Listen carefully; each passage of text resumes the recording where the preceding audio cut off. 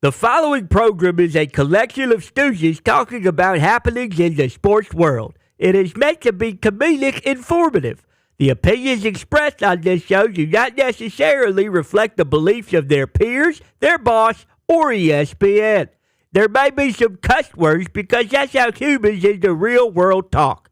If you are young, please seek permission before watching any further. Hey. What? Let's go. This show stinks, and the fact that you listen, we are very, very thankful for it. McAfee on the line with a gorgeous assist. The all-time leading tackler for the Green Bay Packers. You pink. Stop! Damn it! Be a friend, tell a friend something nice could change their life.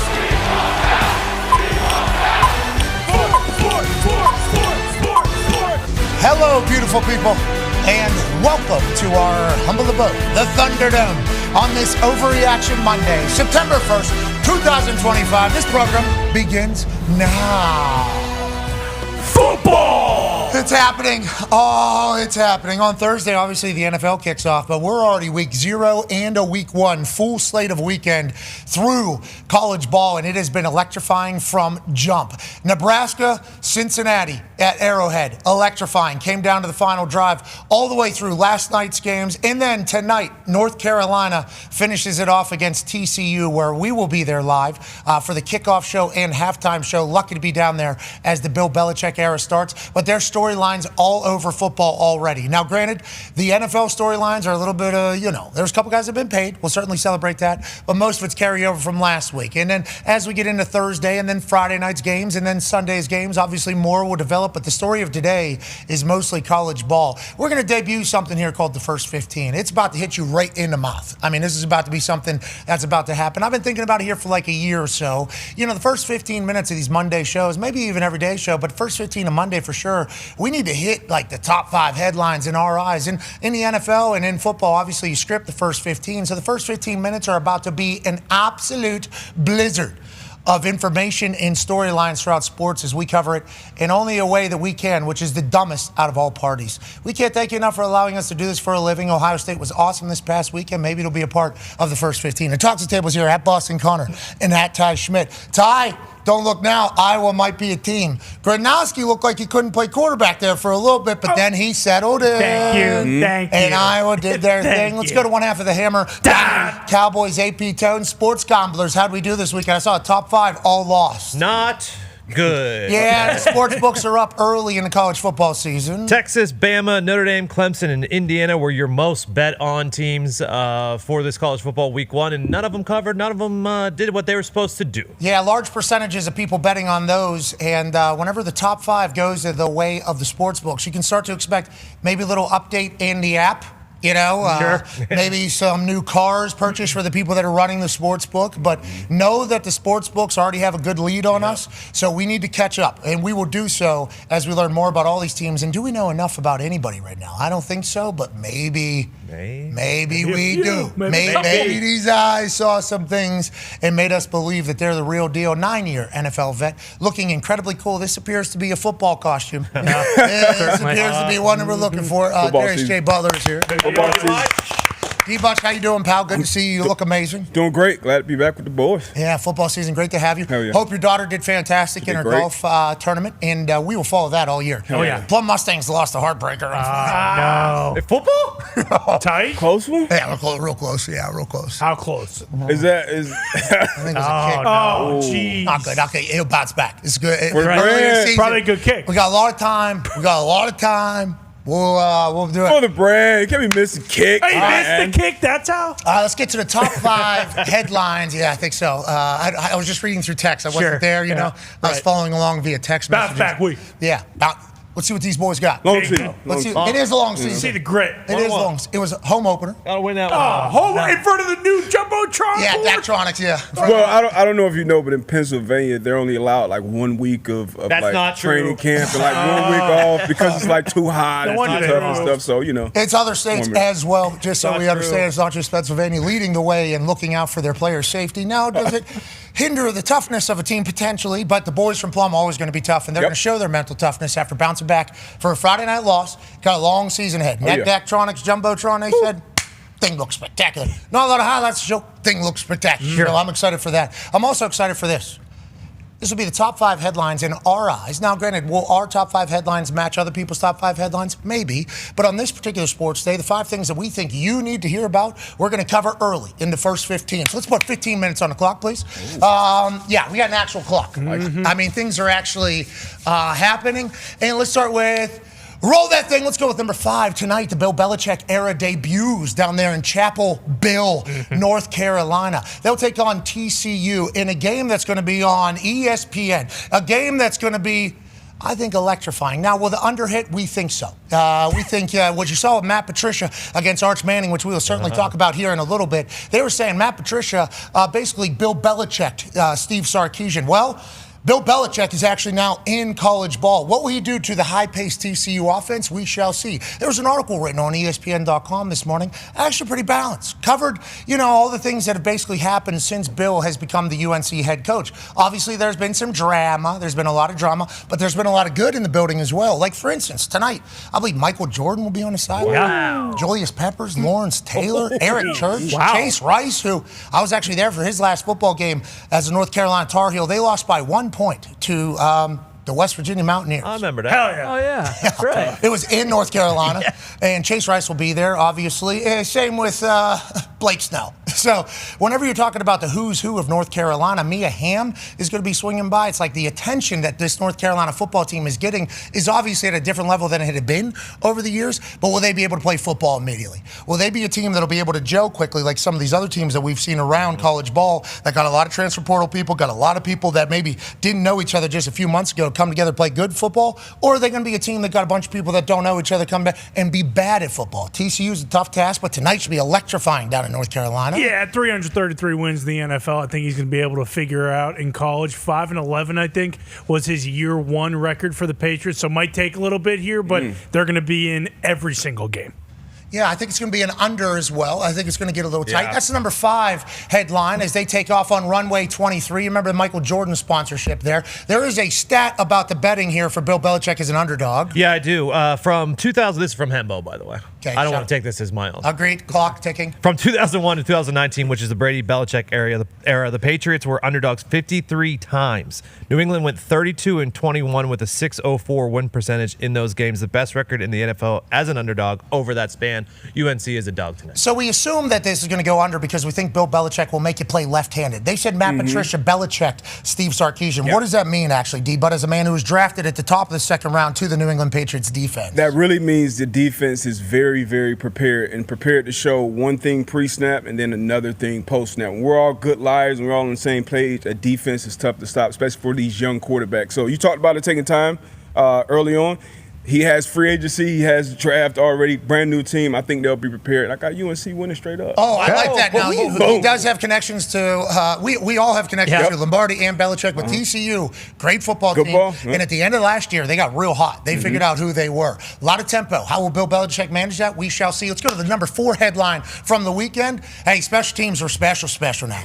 We're not just talking about a little special. We're talking special. A lot of great things for the brand across the board. Let's go down to the Beamer Bowl, where we had some Beamer ball. South Carolina return man Vakari Swain takes this thing 80 yards to the crib. 10-8 game. It was a cagey affair. Both teams looked good, actually. Lenore Sellers is a guy. Cannot wait to see what he does in the NFL and also for the rest of the year for South Carolina. And Vakari Swain is an absolute menace. He's a DB who, great vision, great everything. And then let's go to immediately after the game. They're calling this the Beamer Bowl because obviously Frank Beamer, Shane's padre, his father, coached at Virginia Tech for a long time. Shane Beamer went to Virginia Tech. Shane Beamer started his entire coaching career at Virginia Tech. Now he's the head coach at South Carolina with the highest expectations that he's ever had there. Frank Beamer before the game said he's loved seeing Shane live out his dream as a head coach. And taking on Virginia Tech, obviously going to be a little bit of a tear of heart. But blood is thicker than legacy is what Frank Beamer said. And after the game, this is what Shane came up to say to his old man. That one's over. Yeah, proud of you. Thank you. Thought you'd like a special teams touchdown. Yeah. What am I? Thank you. Love you. Beamer Bowl and the Beamer Bowl Gotta is a love magical thing. Virginia Tech started out much better than they did last year. They had a lot more question marks around the entirety, but South Carolina gets a big win. Special teams are going to be good because of Beamer Bowl. Lenore Sellers seems to be a guy. Yes. They're talking about him being a guy now. He's big, he's strong, great leadership as well, which is great, and he can spin that thing.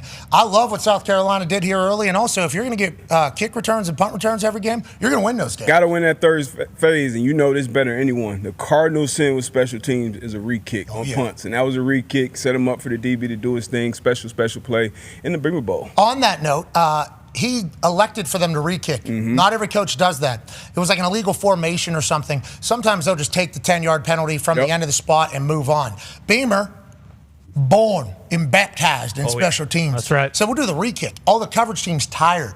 Okay, everybody's very tired going down the field. Now, he hit a good ball. I'm not saying he did not hit a good ball. Sometimes your second ball, too, Mulligan can hit a little bit better. But the people that are trying to cover that thing, they want that second ball not returnable. We've already run down the field. Yeah, we have already done this whole thing again. And that ball was murdered, obviously. I'm not going to blame the punter, but a re-kick, you're right, is a great decision by, easy for me to say, great decision for Shane to make, but also for them to make him punish. That's a beautiful thing for the Beamer Bowl. There was also a re-kick in Rutgers and Ohio this weekend as well. The second one was blocked. So a couple times this weekend where the re-kick has gotten shoved up someone's ass. Let's talk about punter Devin Bale, okay, kickoff guy for Arkansas. Tries to hit a squib kick. Instead, boom, right off a guy, over his head. Excuse me, scoops that thing. Now, you can't advance it, but I do like that he got nasty with it. He put that ball immediately on his outside hand, too. He wasn't going to get stripped. He was actually looking to stiff arm folks. I think he was going to stiff arm a couple people. Hits a guy right in his thigh or his chest, bounce up over his head, grabs it. A lot of people say, hey, do this every time. I agree. I agree, off the shin, actually, up over his head. We should do this every single time. Now, if he avoids that and that ball continues left and goes out of bounds, this is starting at the 40 as opposed to them getting the ball, so it's a little bit of a dangerous situation. But you rarely see anybody on a kickoff return team standing right in front of a kick, and that is by design. That is so that you don't get blasted with the ball. I respect and appreciate how athletic Devin looked there. And, if somebody's going to stand in that, go on, Devin. Now, you have no idea where that's going to bounce. But if that goes right back to you, if you can master it, that's a good trait to be able to have there, boss. Yeah, maybe we changed the rule, too, of not being able to advance the ball. Because after seeing him catch that, it's like, you know what? If he was able to execute this, let's let this boy maybe try to run it back for a touchdown. Could you imagine? Because it looked like he was ready to. And he had a full head of steam, too. Yeah, he was going. And he was natural. That's a punter, by the way. We looked that up because I was like, damn, very athletic kicker. No offense to the kickers, but that's a very athletic kicker. Turns out he's a punter. That makes a lot more sense. Sure. Yes, it does. Just as a punter, I'd like to let everybody know within the special teams group, I think we are the far superior athletes. Yeah. Now, the kickers are going to say, yeah, but we're like brain surgeons. So who's more athletic? And it's like, yeah, we get it. But the punter, he ready to move. Let's talk about some of these kickers. Miami last night, big one. Kid hits a 47-yarder, minute left, 4th and 3. Now, I did not like the conservative play calls, okay? I did not love what Miami did there late. I think Carson Beck can get you in and out of a play. I think Carson Beck can execute an offense. I think they look great. Carter Davis came in as just a kickoff guy at FAU.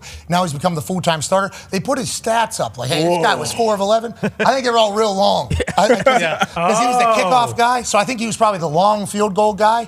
And I didn't hear a lot of context being given when he put that stat up there. Can't do that. I'd assume he was the big like 50 plus. Yeah, sent him out there for the big one because he had a really strong leg. But whenever he stepped out there for that 47-yarder, and I only knew that 4 of 11 stat, I thought to myself, I don't know if this one goes through. Pured this then. Absolutely pured it. Well, it wasn't down the center still. That was a no-doubter off of his foot. And that thing is clearing the upright.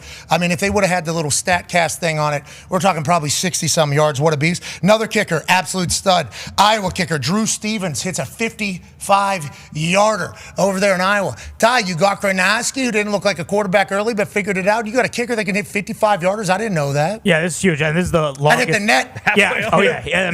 That looked like it was good from 65. This is the longest field goal for Iowa in like 12, 13 years. Iowa football, like he's a massive weapon for them, and he delivers time and time again. So, yeah, Drew Stevens is an absolute stud, and he'll be vital for the Hawks. Big Ten, you got to be able to beat the wind. You got to have a big leg. Yeah. He's probably going to have some misses. I mean, nobody is going to go perfect in the Big Ten, especially with how hard it is. Kick, snap, hold, everything operation. We saw that on display last night, Miami, Notre Dame, with the snap being outside. It's very difficult to get a snap, hold, kickoff with anybody, let alone in college when it's not a full-time job for everybody. That's a huge kick. Who do you got this weekend? Iowa State, Cyhawk. Yeah, do you know their kicker, Kyle Conradi, 63 yards. Whoosh. Opening week. Oh, wow. Bang! Come on. So clean. Now, obviously, that put them up 27-7 over South Dakota. But what a ball there. 63, just to execute that. Once again, snap, hold, block, kick, everything live in a game. Unbelievable, especially for a college guy. That was a pure ball as well. I like what I'm seeing. Yeah, and he's slowly becoming like a legend at Iowa State. Last year in the Cyhawk game, he hit that walk-off game-winning field goal in Kinnick, 50-plus, and then another 60-plus yarder this week. Like, he's unbelievable. Yeah, I think he has a 62-yarder under his belt as well. I think they said this would be a record for himself. I don't know. But they also said the record was 58. So, I mean, whatever, he's a dog. Yeah. And love watching him. Iowa State might come down to the kickers. We'll see. And it'll be a showcase event. And then, obviously, there was an 80-yard punt. That's the greatest thing I've seen. Tulsa punter, Agnes Davies from Victoria, Australia, hits this thing 60 yards in the air, lands at about the 34, and then it gets a 24-yard roll. Unbelievable 80-yard ball. 90 yards from foot to spot, it stops. That's football. Yeah. When I watch that, I get real excited. How could you not, watching a torpedo fly that far? Everybody in that stadium, 100, 150? Yeah, probably around there. 150. Everybody in that 200. It's $1 beer night? It was big, yeah. Everybody in that stadium. 5,000 maybe. That's one of those things. You hit that ball in the stadium, everybody goes, "Ooh." That's what you're looking for. When you punt, you hear, "Oh." That's not good. That means it's a check. You hear a "oh," like you just hear air just being kind of sucked. It's like, yeah, you hit a good one. That kid had to feel that immediately coming off the foot and gets a great bounce. Now, the return team is telling the returner, you catch the fucking ball. Okay, you catch the ball. But anytime a punter gets a good bounce, they always try to blame the returner. He put it over his head on purpose. He put it to a place that guy wouldn't be able to get it, so that he would be able to get a 24-yard return. Congrats to Angus. That's a big-time ball. And I love that special teams are special. Now, let's go around college ball. Who's real? Who's real? Who's real? Good question. Who's fake?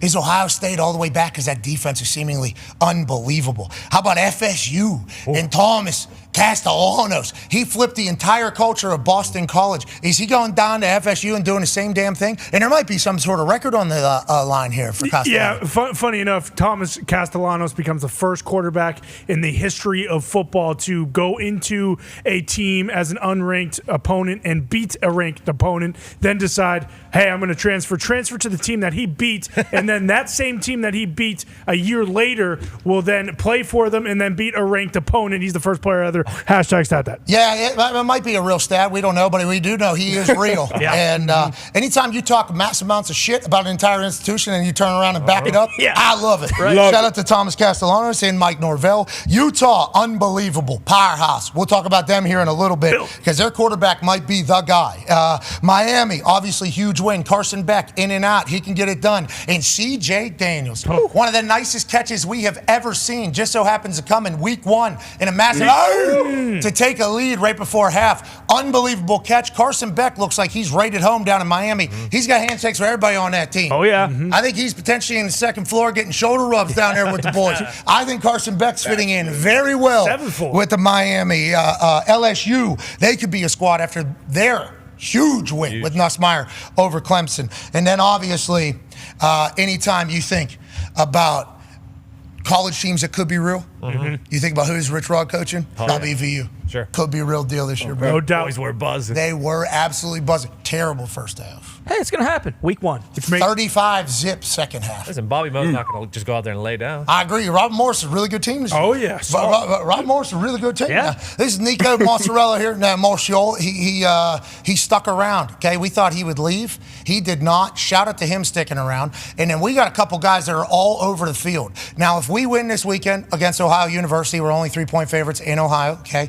which is certainly something I like us a lot in that. And then Pitt is able to get a big-time win. All eyes are on game day, potentially heading to Morgantown for Pitt, West Virginia. So who's real at this point? We're not 100% sure, but we do know there were some highlights that were put across the board. Let's go to the number 2 headline from the weekend. How about some arch madness? Or maybe is it arch sadness? Oh, no. I was part of the problem. I was very loud. I called him Nito. I called him the one. I said, I've known his boss since he's a young man. He's been going to Manning Pass Academy. This is going to be the one. I went to bat for him very, very, very, very, very loud. I think a lot of people did that have seen him play, and obviously people that think of a Manning and automatically think of some traits. He's certainly one of them. But what this Ohio State defense did to him and the Sarkisian offense as a whole, we have no idea what Arch and Texas are going to look like this year. That is a fact. I don't think necessarily Caleb Downs, that Ohio State defense, is the best way to start the entirety of your career, but nonetheless, he's going to have to learn quick. Who do they got this weekend? San Jose State. Okay, so he might go crazy this weekend. Yeah. We shall see how the rest of the year goes.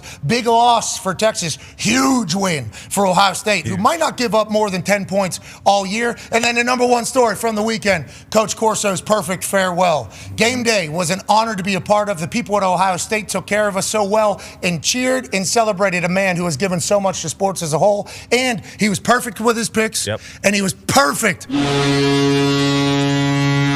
It's perfect. We're close. It was perfect. Pretty damn good. Pretty damn good. He was perfect. All the teams that he coached or played for won throughout the weekend. So, like, everything about it seemed like the proper send-off for the sports icon that is Coach Corso. And getting a chance to go out on that 50 and be on that desk as he gave that it was really cool. Obviously, he was emotional. A lot of parties have been around him a very long time. That Friday production meeting, obviously, he's ever present. He's always active, and you can feel his sense of joy, of life, and energy and everything every single time. He will certainly be missed behind the scenes. I think everybody will understand that. But certainly on television as well, as the entire world celebrated one particular person who's given back to a sport and to a show more than maybe anybody in the history. So shout out to Coach Corso. Shout out to Ohio State. And maybe he could still send a text for his picks, because it feels like he's seeing the board pretty good. Yeah, certainly. Sell him, Lee. Sell him, Coach. Yeah, he should just. What if he makes a Substack? That's not a bad idea. What if he makes a Substack and puts that thing up there? That would be classic. Coach Corso's OnlyFans, just giving out his picks every single weekend. Coach, you're the man. Legend. I appreciate you. Went to a luncheon on Friday, the tail end of it, obviously because our show is during lunchtime, so I caught the tail end of it. Just like Tarico, Tom Jackson, you're talking about the people that were just there giving thanks and appreciation, and then the stories that were being told about him. He's a dog, dude. Always has been, always will be. And it was an honor to watch him work and see him do his thing. So that was our first 21 minutes. Boom. That thing flew by. Pretty good. 15 flew by. I mean, not to mention the other things. Yeah, we got a couple other little things we'd like to do every single Monday. How about you probably slept on? Ooh. Now, there's a couple players that play on the West Coast. Yep. And these games started very late. Very late. I was up very late on Saturday. Unexpectedly, 3 a.m. night on Saturday. Football's still on. Okay, football's still on. These games on the West Coast were happening. 2 guys that you probably were sleeping while we're playing might be the 2 best guys in the country. That is just no bullshit. Now, granted, we haven't seen teams play against great opponents. Some teams play against great opponents, so we have no idea what they're going to look like.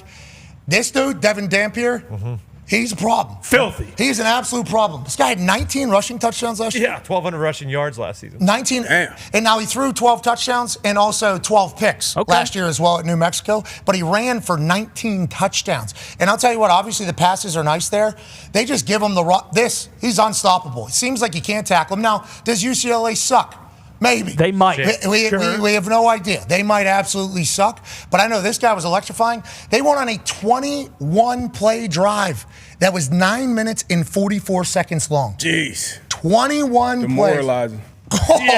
Just an absolute 21 drive. I didn't even know that was possible to have 21 play drive. And I think they had another one that was like 19 plays or something like that. You're talking about an insanely powerful team, and you team that up with their defense that they're always going to have in Utah. It's like, is this the year for the Utes maybe? Yeah, Kyle Whittingham has only had 3 losing seasons in his 21 seasons of coaching. So last year they went 5-7 or whatever they did, but they didn't have a quarterback. Like, they had a quarterback, Cam Rising, who was supposed to play, just never. I don't even know if where he's at. Like, he just never showed up last year. So now they have a quarterback. They brought him in from New Mexico. They brought the OC in from New Mexico. I love when teams do that. And they have one of the best offensive lines in the country. So if they can run the ball and play defense like Utah does, could be the favorite in the Big 12. Okay, could be the favorite in the Big 12. West Virginia still exists, but watching him late night was certainly a little bit of a scary sight. You know, this guy's really good. He seems to have it. And also, Cal's quarterback, as we know, Fernando Mendoza came to Indiana out of Cal. Freshman from Hawaii here, was committed and enrolled at Oregon. Before even joining the Oregon football team, goes into the transfer portal. First time ever. Senior, signs letter of intent, goes to Oregon before football starts, transfers to Cal. Okay, so I guess letter of intent doesn't mean anything, especially if the transfer. You could transfer before your freshman season. Yeah, not anymore. Okay, that happened. And I'll tell you what, who's happy about that? Cal. They got a guy. Sagapolotele. Yes. Nail it. Jaron Kiave. Sagapolotele. Boom. This dude might be the one. He's very tall, very athletic, and look at these balls. I mean, yeah, you're all of them. All of them. He started 6-6, first game ever. Yeah, I don't know how far we are into this highlight. Maybe 50 saw. seconds. We're 50 seconds in. All of these balls are just right, perfect ball. Like that's a runner's ball. Obviously, that's a touchdown, but that ball is right here. If that was in at the 50 or at the 40, that ball is gone. All of the passes are right where they're supposed to be. He's tall. He's a lefty, so it's a little bit awkward sometimes for defense. I mean, and he's off balance. On the run. He's got Vic in him. He's got Tua in him. He's got some Pat White in him because he's able to move. I mean, he is the real. This guy's the guy. Look at that. Oh. Yeah, very, very calm, He could very have composed. He could have got wings and handed it to him. and dropped that thing over the guy's wrong. I mean, that guy had no idea that was. That guy thought it was a back shoulder. It's front shoulder, actually. You're going to drop it right. He was outrageous. And people will probably fell asleep and had and nobody's going to talk about a Cal Oregon State. Oregon State now, we don't know what they are either. Sure. Okay, their coach was not happy. Obviously, there was a lot of bickering. Malik Murphy, who's their quarterback now, formerly at Duke, he and the coach were getting into a little bit on the sideline late. Feels like Oregon State might be in some trouble, football-wise. Yeah. But can always bounce back. But these two dudes were playing very, very late night, and you probably didn't see them. They were a show, and it was a cool way to not fall asleep, I guess. Sunday morning, kind of hated these guys. Sure, yeah. Sunday morning, kind of hated these guys. Mackenzie's up early. How you doing? We need breakfast. We're up here doing it. I'm like, you don't know, last night, Sagapolotele. Okay, Devin Dampier were going crazy. I'm so sorry into the early morning. I know you're up there snoozing. We're very thankful for that. We'd like you to continue to do that. But, boy, it was a late night on Saturday, and I think that's going to continue with these two. Yeah, it will. And it's crazy how week one works because everyone was super down on Cal coming this year. They had a ton of transfers out. Things it just didn't feel like good vibes around the program. And then this kid comes in week one, and now everyone's super high on him. They're like, oh, anything can happen this season. And then on the other side, there's teams that just laid an absolute egg this weekend, and their season's done. Yeah, Oregon State fans probably feeling that way. Yeah. Alabama fans are feeling that way. Exactly. Wow. Well, that was my first thought. Florida State might be real, though. Yeah, for sure. Maybe. Yeah, they might be real. Florida State might be bad. Bama will be real once Sago. Well, how do you say his name? Sagapolotele. Yeah, once he's the quarterback for Alabama next year, they'll be real good. Yeah, well, so that's what happened with Fernando. He comes over to Indiana. He was a quarterback last year that led Cal into the spotlight, into the, everything that they were in. And he goes to Indiana. Kurt Cignetti was like, okay, we need to reload. Let's get a quarterback that has experience, some wins, and some big-time games and everything like that, which is becoming a blueprint for a lot of these teams. And then now Cal didn't even have a quarterback post-signing day, really. And then who knows what happens with Sagapolotele. I assume maybe he thought it was going to be a comp, or what, like with Dante Moore, who very good with Oregon, very, very good with Oregon. Maybe he thought, I need to play right now. I need to go find another thing. And then Cal's just sitting there originally, his team. He was right. And he's like, hey, you need to come. Yeah, Dante Moore's a guy, but Sagapolotele's right. He needs to be on a field because of what you just said there. I'm not saying Cal's going to lose him. Ron Rivera is their general manager, right? Yeah. Okay, so he's going to do everything he can to keep him for sure. And I assume they got a lot of money out of Cal if you can drum up the alums. Sure. A lot of finance people out there, I think. Highest paid player ever in the history of the NFL. Okay, exactly. Aaron Rodgers, you want him to give money maybe to keep this kid around? Maybe. But if they can keep him, he's a game changer for them. People want to come play with him. Yeah. And Hawaii.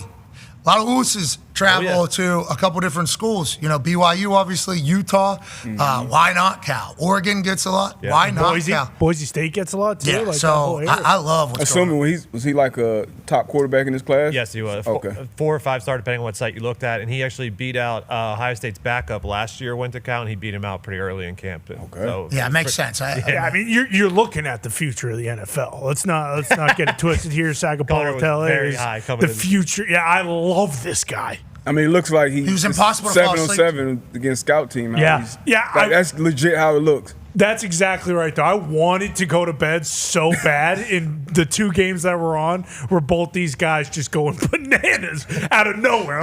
It's 1 a.m. and these 2 dudes are just all over that 21 play drive. You would think would put you to sleep, but he was on the other. There's 2 of them playing. He was on the other one just crushing it. You look back, Utah still has the ball. Somebody must be hurt over here. You're watching this game, Utah still has the ball. Something must be going on in this game. No, we're watching Sagapolo, and then you look over here, and they still have the ball. 21 play drive, 9:44. You can do that when the quarterback can run hard and also run outside. It is. You need a quarterback that can move. They run hard too. When they're getting the ball to some of their tight ends, some of their other receivers, those guys are not going down. All right, let's change speed a little bit here. Let's go to the NFL. Joining us now, senior NFL insider for ESPN, ladies and gentlemen, Adam Schefter. Hey. Shefty, sorry we're delayed. Gentlemen, what's going on? What are you doing? Where are you at? You're at the Open? I'm at the U.S. Open. It's become something of a little bit of a trip. Like end of summer, take my wife and daughter. So this is the day we're doing it, and nice little day. Well, I appreciate you calling us in the middle of it. Hey, sorry, gotta work a little bit here. You see where we're at here? U.S. Open, it's the ESPN event. Yeah, it's good. I gotta go work. Those situations. Please tell the family we said thank you for allowing you to have a little bit of time here. How is the U.S. Open? I've heard the Wimbledon's a great vibe. I heard people a lot of beers. U.S. Open, good time. What is it like? You know what? Last year we came and it was awesome. I got here 5 minutes ago, so they're now wandering and doing whatever they're doing. I'll join them in progress. But by the way, I heard you say we'll see if Florida State is for real. I watched them on Saturday. They're going to be for real. They're going to be for real, Florida State. I'm just telling you right now. They're good. Yeah, they're big. They look big. I think that was my biggest takeaway is if you see a team that's big and very athletic and they're winning, like Miami. Yeah. Big, very athletic and winning. It's like, whoa, that team can go. Yep. Florida State, big, athletic and winning. Whoa, that team can maybe go. Ohio State, big, athletic. That team can maybe go. West Virginia, big, athletic. That team can go. Bryce Underwood from Michigan, buddy. Woo. Big, athletic. Yeah. That guy can go. It looks like you guys paid the right guy. Looks like you guys are in a good spot. He was very comfortable. You know what's amazing? That guy is 18 years old. Like I met him last month. He was at that time. He was 17 years old. And like to come into all this pressure and money and status, like at that age, I think that is incredible. It's a lot to ask of a young man. He looked the part on Saturday night, and you'll see. What time is that game against Oklahoma on Saturday? Do we have any idea?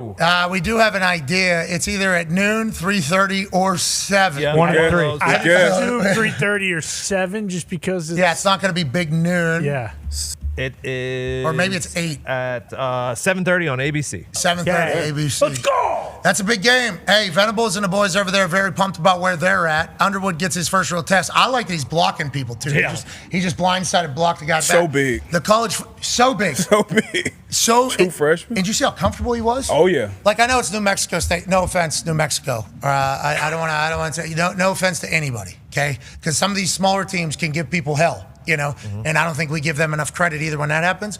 But he was just sitting back there and just reading and going through his progressions. It was like that play when he was backed up and is close to his own end zone and kind of threw it over the top. I think this tight end 17 over a couple, like that was like some next level stuff. Yeah, you guys got a guy. You guys haven't had a guy in a little bit. JJ leaves, you ain't got a guy now. Correct. God. Hopefully they play. We pay a lot of money from a guy that owns one of the islands in Hawaii, and all of a sudden we got the best guy to ever play football. That must be fun up there in Michigan, Shefty. Well, we'll see. Again, it's early, and the guy I think will have a great career, and I don't want to expect too much of him early on, but it was an encouraging start. He looked strong. He looked the part, and we'll see how that plays out. Okay, let's talk about some deals that got done here. Cowboys and Deron Bland, were they waiting on the Micah stuff to pay other people, or was this always in the works? Well, I think when you have all the money that you save on Micah Parsons, you can go allocate that elsewhere. Like Deron Bland gets done, I would think at some point they'll wind up signing Tyler Smith to a contract, and it's a lot easier when you have all this money that you're planning on spending on Micah Parsons to spread it around. So Deron Bland is the first benefactor. The fact that Micah didn't get a deal done, he will not be the last one in Dallas. I'm sure there'll be others that also benefit. Tyler Smith will be my guest for the next one, and we'll see how that plays out. But Deron Bland gets a big deal over the weekend, 4 years, $92 million. All right, let's go to the Kingdom. D-Bud has a question for you. Yeah, staying with cornerbacks, one of the best cornerbacks in the league, Trent McDuffie. I saw a report saying a deal may not get done out there in Kansas City. What's the update there? Well, again, I think eventually some deal will get done. They're going to want to keep Trent McDuffie. He's a frontline elite cornerback, but they're not going to get a deal done before the start of the season. Nate Taylor reported that for ESPN.com. And the two sides have not had significant discussions recently. Not a big surprise that it won't get done. But, again, I would think the Chiefs will revisit it at some point. They're going to want to keep him. It's not like they're moving on from the guy. It just means that they're not going to get the deal done by the time they open the season Friday night in Brazil. Amazing, right? It's Monday, and the Chiefs and Chargers play Friday night in Brazil. We got the Cowboys-Eagles Thursday. We got the Chargers-Chiefs Friday in Brazil. Football week is here. Here we go.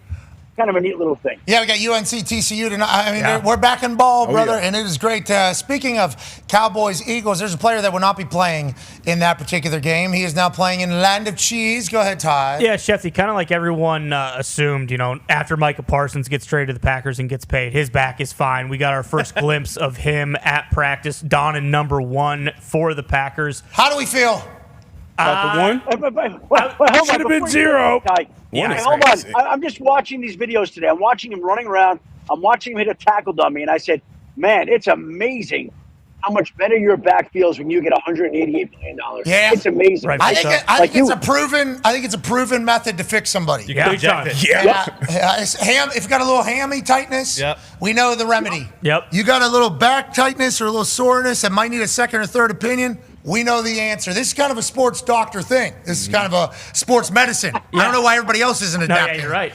If you're, give him $100 million. Yeah, exactly. To your point, though, I would have appreciated if he was 0 and Matthew Golden was 1 and not the other way around. But I get it. First player since Curly Lambeau to wear number 1. It's a big deal. They want to show him, like, hey, we wanted you really bad. So they do that. But Shefty, any word on what the Packers' plans are for his usage going into Sunday against the Lions?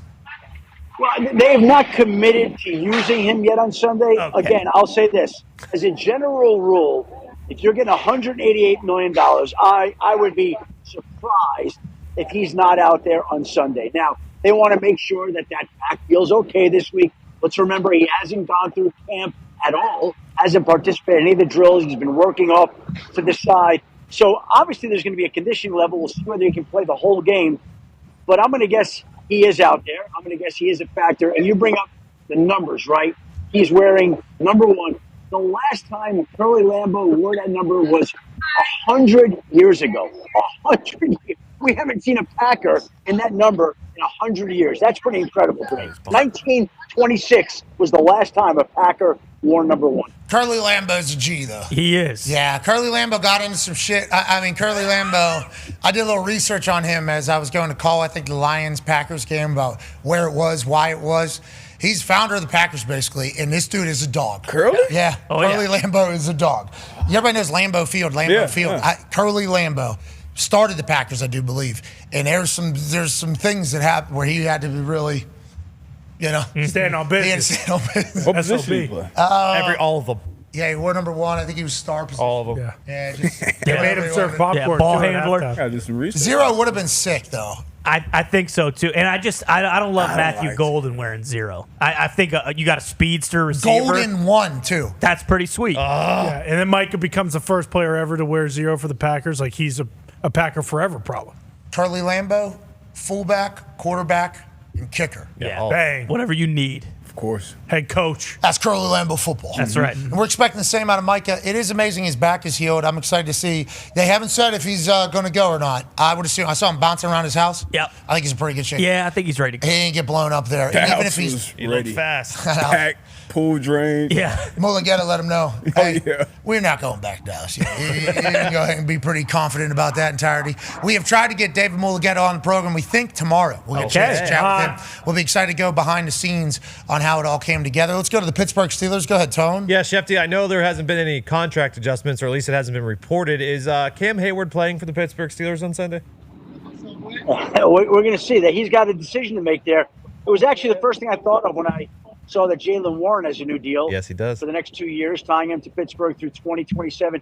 They have not resolved that. They have not been able to figure it out. And so I would think it's going to be really interesting to see if Cam Hayward is on the practice field on Wednesday as the Steelers get ready to open their season on Sunday against the Jets. They'll have a decision to make Wednesday.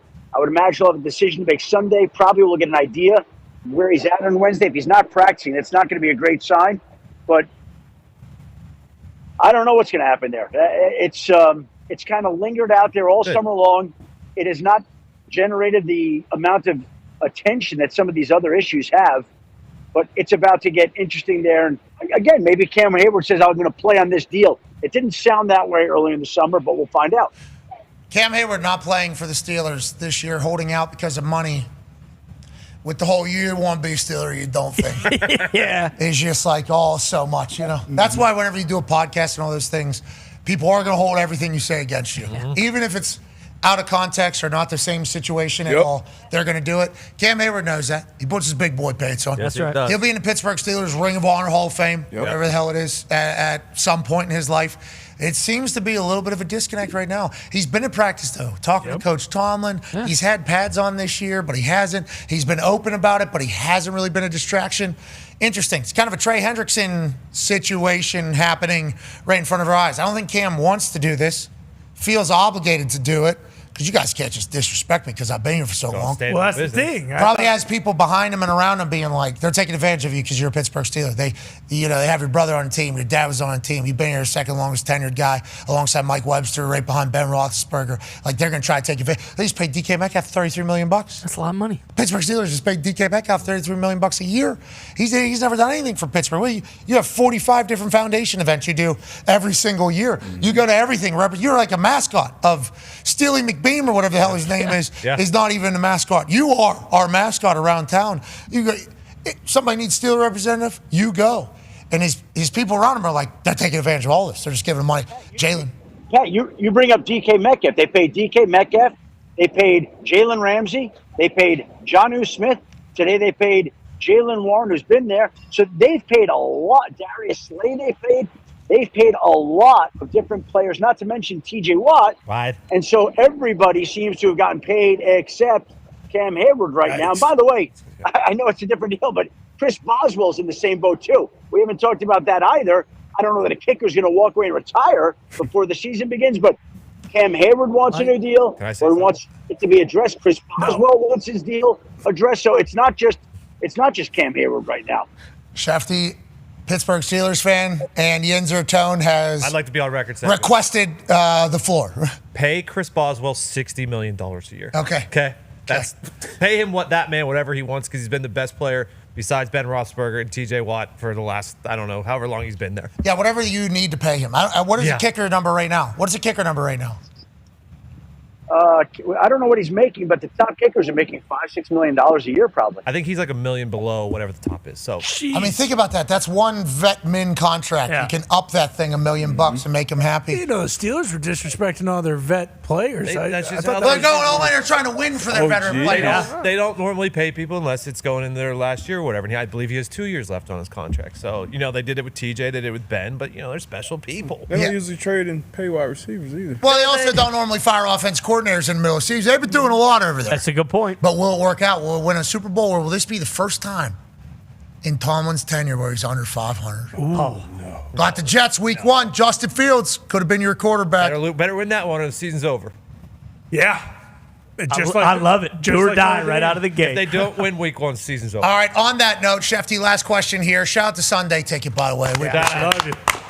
That was really nice whenever they were having their dispute with, Fox and everything. Yep. They came out quickly and were like, Sunday Ticket won't be affected by this, really.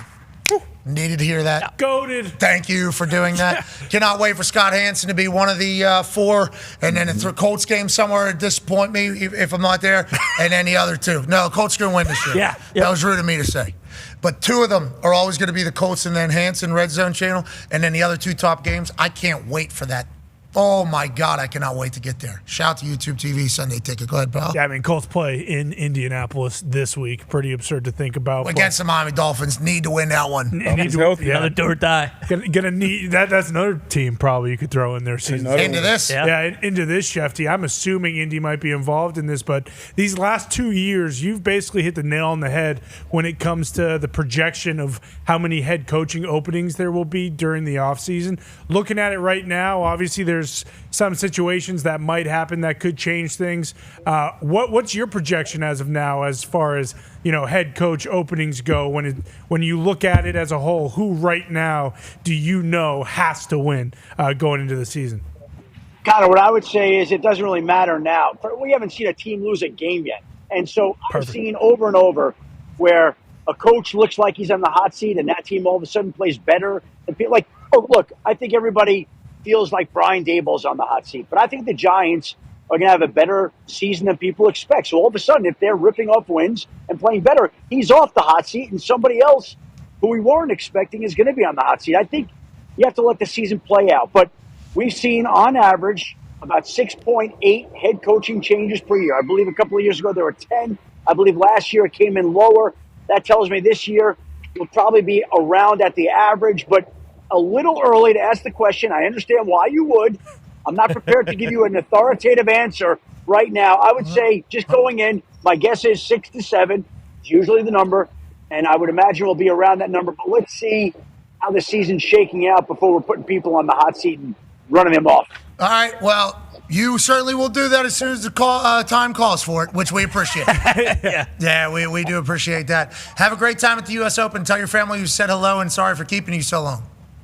All good. Happy Labor Day to you guys. We'll be in touch next Monday, if not sooner. Happy Labor Day. Is there a game happening or a match happening anywhere near you right now? Right behind me, we're about to go into the Coco Gauff Naomi Osaka match, which is supposed to begin here about 45 minutes or so. All right. 45 minutes. We appreciate you. Enjoy yourself, man.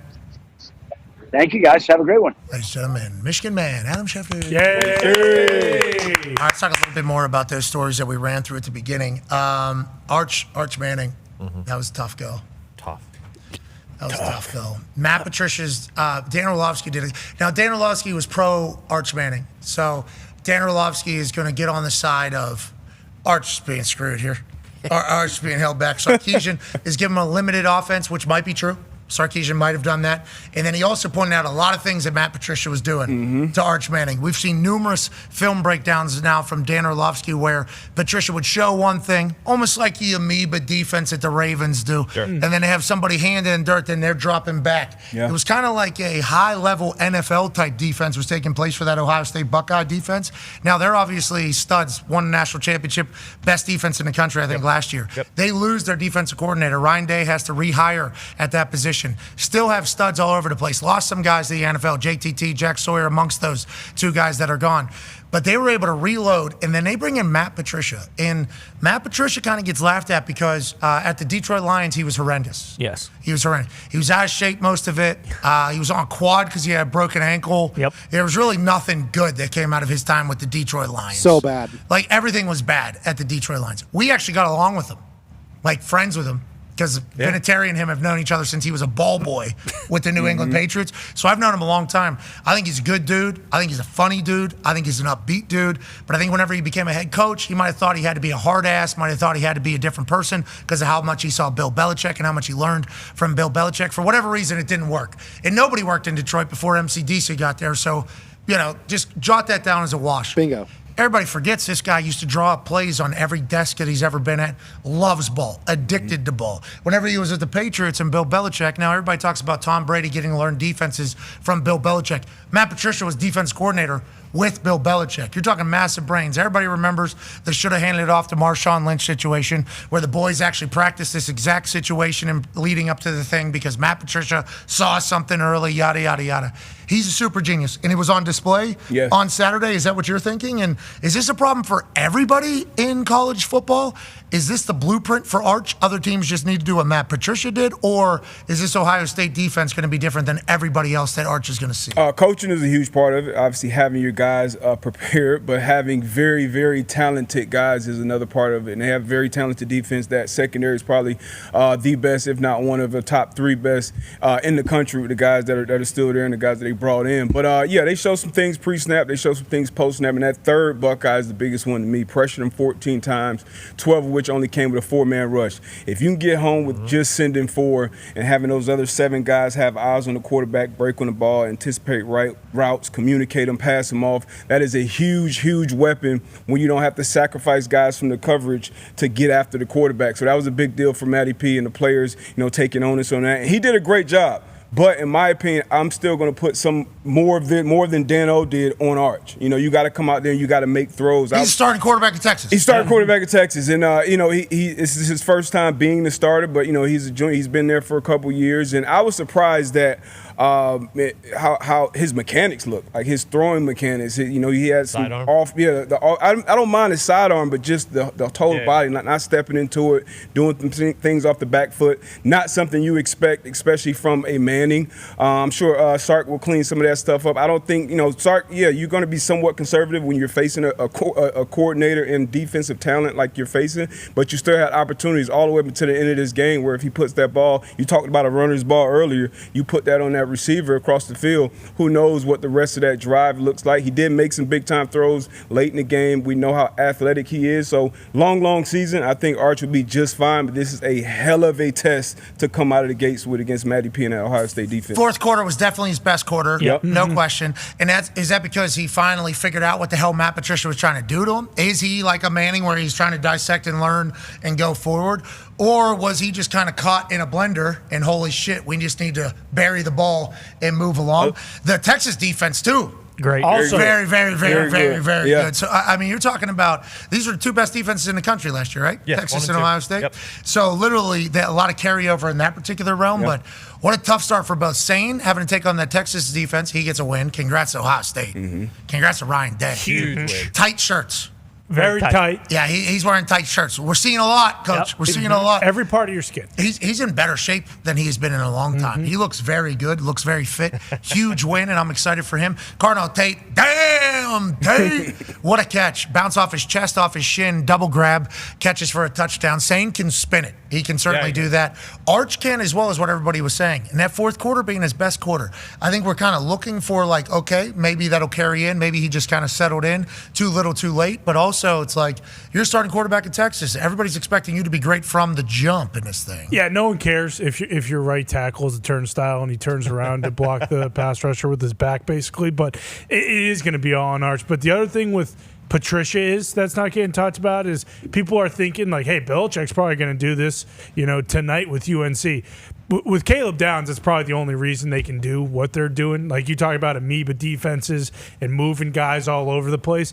Like Caleb Downs is probably the only reason he's allowed or able to do those things because he probably makes up for half of the shit that they're doing. He's the chess piece that's confusing Arch, and Patricia's just the one letting him know. Yeah, he had him down on the line multiple times, and he would drop back into coverage. They only brought pressure, or they got pressure with 4-man or whatever, 12 times out of 14. They're showing 6, though, every time. Like, did not blitz him. It looks like a blitz every single time. And then who's backing out? Well, you have to try to decipher who's going where.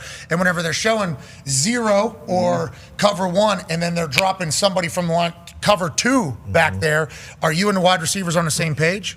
Probably not. Are you able to have an out of this? Probably not. Are you making the right read? Maybe. It's like, I think Sark, Arch, and that Texas offense got a big wake-up call with a very, very talented defense. A lot was made off of, they lost their entire D-line. You talked about Jack Sawyer and JTT and the 2 boys in the middle. They lost off. But But Downs is back. Igbinosun was back. Matthews, who had the interception. Those three all started on the back end last year. So, like, while they were not as experienced up front in the back, and then Sonny Styles at linebacker, like, they were very experienced there off of a championship defense. Caleb Dahn, I met his dad Friday night. It was cool to meet him. Has a good presence about him, his dad. And obviously Caleb and Josh Downs, brother Josh Downs now with the Indianapolis Colts. I think there's a 3-year age difference, I think. And one of the stories that I was being told is that whenever he was very young, he was taking a picture with his family, and Josh is like out running away, and Caleb is like directing him to come back and stand in line. Mr. Downs is basically like, Caleb's been like this since he's 3 years old. Just has always been very mature. He's been great at ball. I guess there was a return or a punt return or a kick return or something whenever he was like a very, very little kid where he was like seeing the field and cutting back. And I was like, because I asked him, when did you know? He's like, very young, he did something and we were like, oh, we might have a guy here. And it's like almost been written since he was a kid. Like, this guy is a guy. He goes to Alabama. As soon as he steps foot on the campus, they're like, that's the one. Yeah, that gold jacket. That is, there's a gold jacket on that guy as a true freshman at Alabama. That was Saban's Alabama, too, which boy, oh boy. It ain't Saban's Alabama anymore. No, it is not. This ain't your daddy's Alabama. This is not, or your daddy's Alabama either. I mean, it is a wild time down there. But Caleb was a guy as soon as he gets there. So when that Ohio State gets him plucked up there, it's like they immediately, we got the best player in all college football on the defense side, wins a national championship, couldn't try to do it again. It's like, he's the guy. And Matt Patricia knows he has that. And now it's like, if you can keep that culture on that defensive side, especially Big Ten football, you can really confuse and beat people up, especially if you're going to continue to get Ohio State-type athletes. Good for them. Let's talk about that Alabama team. Boy. Do we have to? Don't do it. Dan Orlovsky said he counted 21 loafs. Yeah. What? That means you would have to watch every single game, every single player, every single play. And he did. Every single player. 21? Hey, that's why he's the GOAT. Counted 21 loafs on Alabama State. Now, Traitors! You got to watch 21 traitors is how Rich Rodriguez would describe that. But I think that was the biggest takeaway. Is like, not only are they losing to Florida State, who's completely reloaded. Yes. Completely. And teams have been able to be very good whenever they use the transfer portal hard and get the right guys in there. Thomas Castellanos, right guy. Yeah. Right guy. Everybody else, insanely athletic. They brought in 5 new offensive linemen, felt like Thomas had some time. They brought in D linemen, felt like they were getting to the quarterback. Felt like who they brought in, big, fast, very athletic. And Thomas Castellanos has to give the entire team a lot of confidence, especially whenever he comes out and says, they ain't got Saban there anymore. I don't know who the fuck's going to stop me. Basically. He said that? Oh, Said yeah. that. Then he comes in, and now he's got shirts that say, like, Nick can't save him, basically. Sweet. It was a wild thing to this say, especially because Alabama still most 5 stars committed to the 2026, still got like one of the best offensive lines in all of college ball, still got 5 stars and blue chips all across the board. Kalen DeBoer, also another year in his culture. He gets his offensive coordinator back that he had at Washington and he had at Indiana whenever they had a bunch of success. It's like, this is going to be the Alabama team. And then you're watching it, it's like, that's Alabama? They got Yes, bullied. Beat up. Yeah. Lazy. Yeah. Lazy. Wearing the Alabama stuff. It's like, is there not 4 or 5 stars behind every one of those guys waiting to take their spot? Like, you want to loaf and be lazy, you better be a fucking Heisman winner. If you're just another guy on the team, there's 4 guys behind you that are willing to sprint full speed, even if they're not going to make the play. It's like, all those things kind of made, I think, not only Alabama fans, who are obviously disgusted, now they're making up stories. I hear guys are getting DoorDash fast food 1 a.m. day of game. At the hotel. Not the hotel. They're walking around in flip-flops after curfew. Nobody's saying anything. It's Their friends are there. Who knows? TikTok. Yeah, it's like all these things. It's like now, if this continues, those are only going to get more and more, because Saban created a standard there. Yes. And that is one standard. You're going to go. And if we're going to play like ass, there's only going to be one reaction when you show me on camera. Says blue polo guy. I don't want to hear it. That was awesome. Yeah, legend. Waited for his moment. Then he moves along. I like Kalen DeBoer a lot, and we don't know how he is like in practice and behind closed doors, but it seems like he's just emotionless on the sidelines. You guys always talk about looking behind you. Vinny always thinking, hey, I got to do it. Like, Saban, those guys were scared to death at all times, so they always performed with that hard edge or whatever. It seems like they just don't give a shit. Yeah, that's what Alabama fans are saying. Yeah. And you know, we're going to stop giving a shit. Right? I'm going to stop giving a piss. Yeah. I'm going to stop. All right, we're back on the other side. Be a friend, tell a friend something nice that might change their life. Take 3. year, this segment became a little bit of a runaway. $1.7 million out the door for good causes and a great college kids. That's awesome. Have you ever kicked before? Yes. What do you mean you've kicked? Hold on, I was told you have never kicked before. I feel like I've been bamboozled a little bit here. You have kicked before? My brother's a kicker, so every once in a while I go kick with him for fun. Okay. Okay. We'll make it $250,000 for you, Logan, to start this season. Anything to say here to Logan as he tries to win $250,000? After that hand gesture, breathe and close your eyes. Okay, he doesn't want you to win. I do. So do these people. Oh, let's go. Logan, Herbstreit will be holding for you. Look, by the way, this is tough terrain. Tough. This is real Ohio here. Glenn, if you want to come over this way, we'll put a little extra pressure on him. You got Pete running around. You got the mascots staring you down. They don't want you to win. Glenn doesn't want you to win. Peter is taking a dump in the middle of the field goal kicking contest. Sniff it in, Logan. That's Peter's manure. Now, through manure, great things grow. Will Peter's poop grow you $250,000? You only have one kick.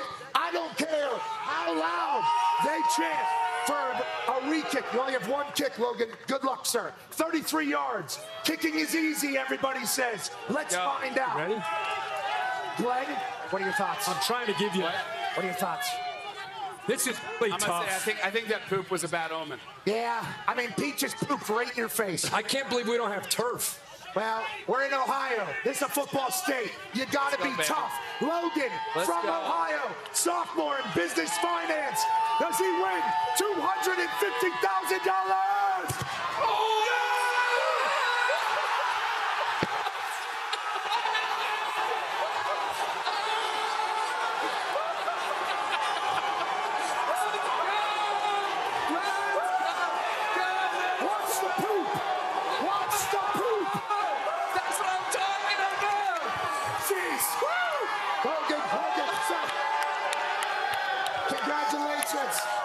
I'll tell you what, $250,000 week one of the college football season. Thank you for showing up. I'm proud of you. How do you feel, buddy? I feel amazing right now. That was amazing. I don't want to be the bearer of bad news. You definitely stepped in Peter's poop during your celebration, but who cares? Buy yourself some new shoes from Glenn Powell, Kirk Herbstreit, Stanford Steve. Back to you, Reese. What a start. That was great. What a start. The following program is a collection of stooges talking about happenings in the sports world. It is meant to be comedic informative. The opinions expressed on this show do not necessarily reflect the beliefs of their peers, their boss, or ESPN. There may be some cuss words because that's how humans in the real world talk. If you are young, please seek permission before watching any further. Hey. Why? Let's go. This show stinks, and the fact that you listen, we are very, very thankful for. McAfee on the line with a gorgeous assist. The all-time leading tackler for the Green Bay Packers. You pig! Damn it! Be a friend, tell a friend something nice could change their life.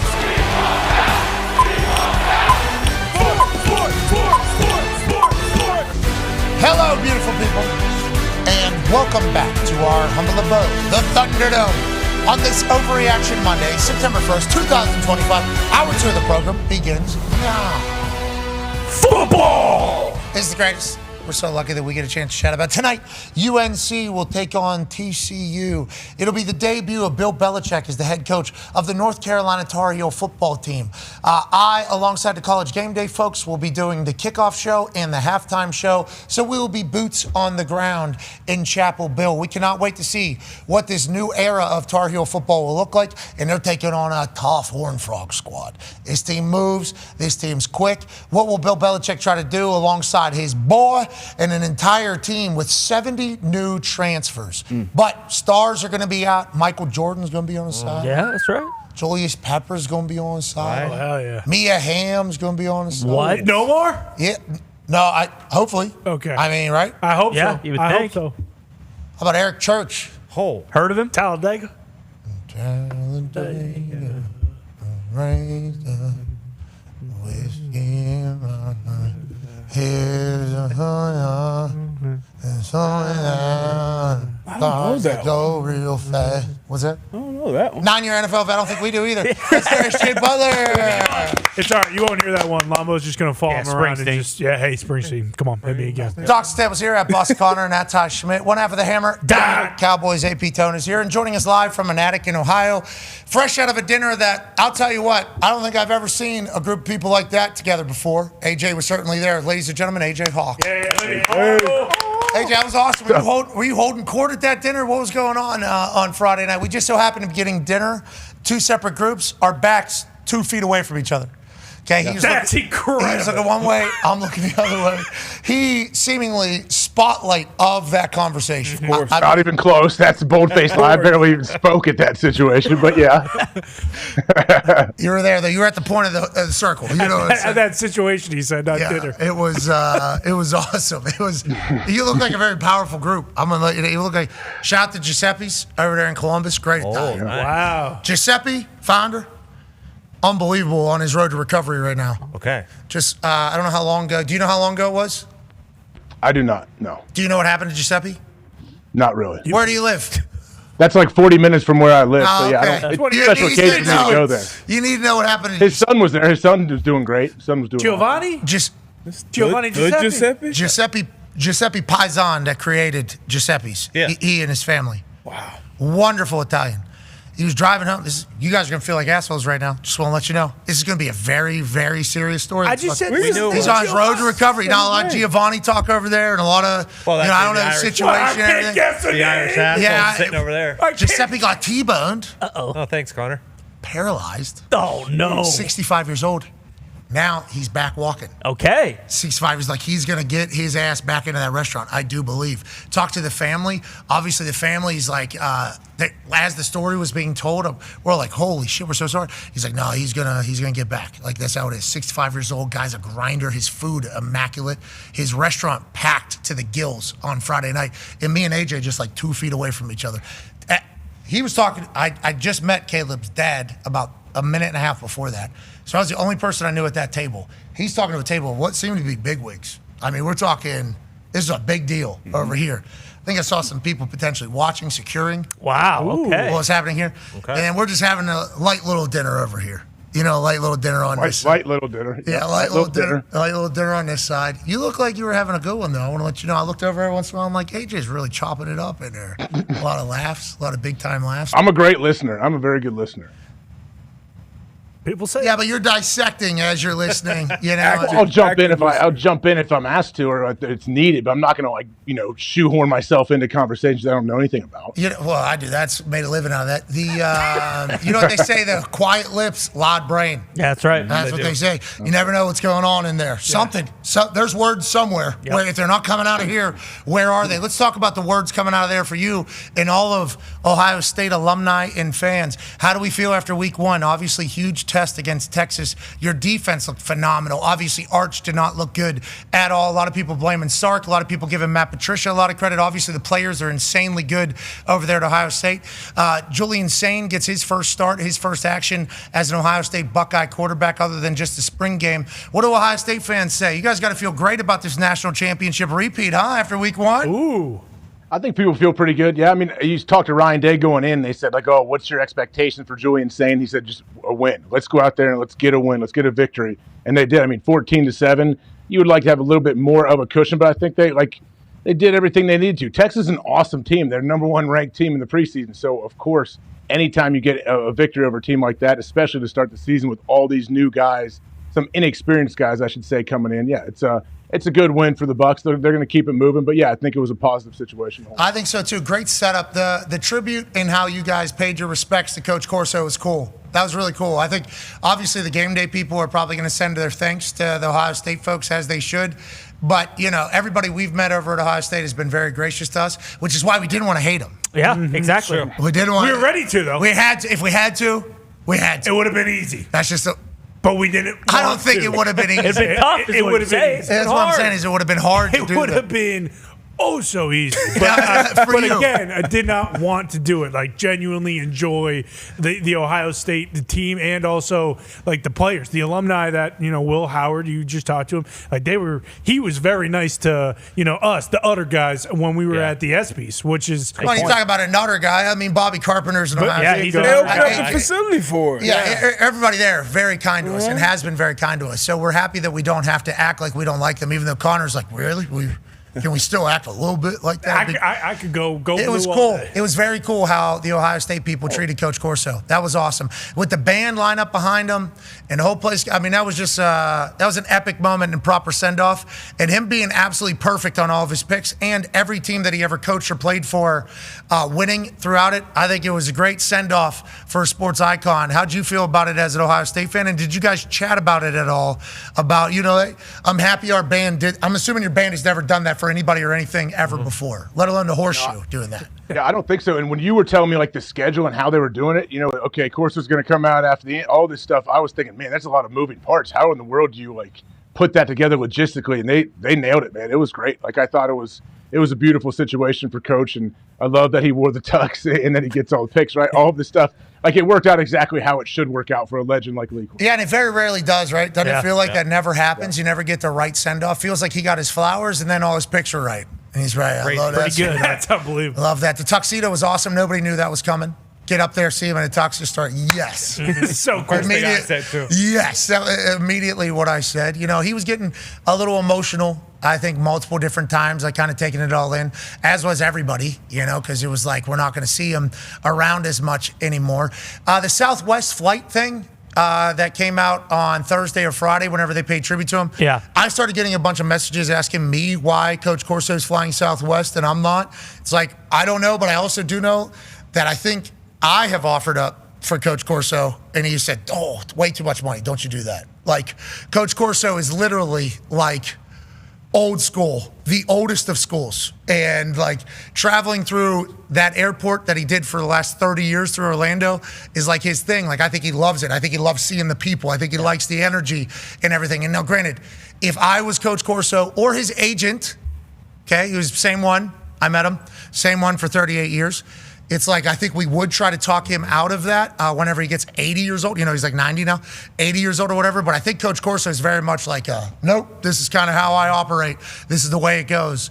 And that's like another reason why it's like, this dude is such a legend. There'll never be another one. Like, there'll never be another Coach Corso. And there's little storylines like that through everything. The flight thing made me think of the Peter King story about Lamar Hunt, when Lamar Hunt was flying from Kansas City to New York or Dallas, whatever, and he was sitting in like 38B in the middle reading a book, and this guy essentially invented the NFL. Like, some people are just in their routine and like to travel that way too. Yeah, he's a football coach at heart, so he's like a creature of habit and everything. He's probably been doing that for decades now. And like you said, I'm sure he enjoys, like, people see him in the airport. It's like, holy shit, that's Lee Corso. Like, it helps you feel young, and it's just, it's what's easy to do. So, I mean, if he wanted to fly private, I'm sure he'd be flying private. Well, that's what I think, too. Now, granted, should somebody have pushed a little bit here for the last time? Yeah, maybe. Yeah, like, I think there was a ball drop, but I don't know if Corso would necessarily say, right, you got it. Like, I genuinely, I do not know. I think that's the type of guy he is.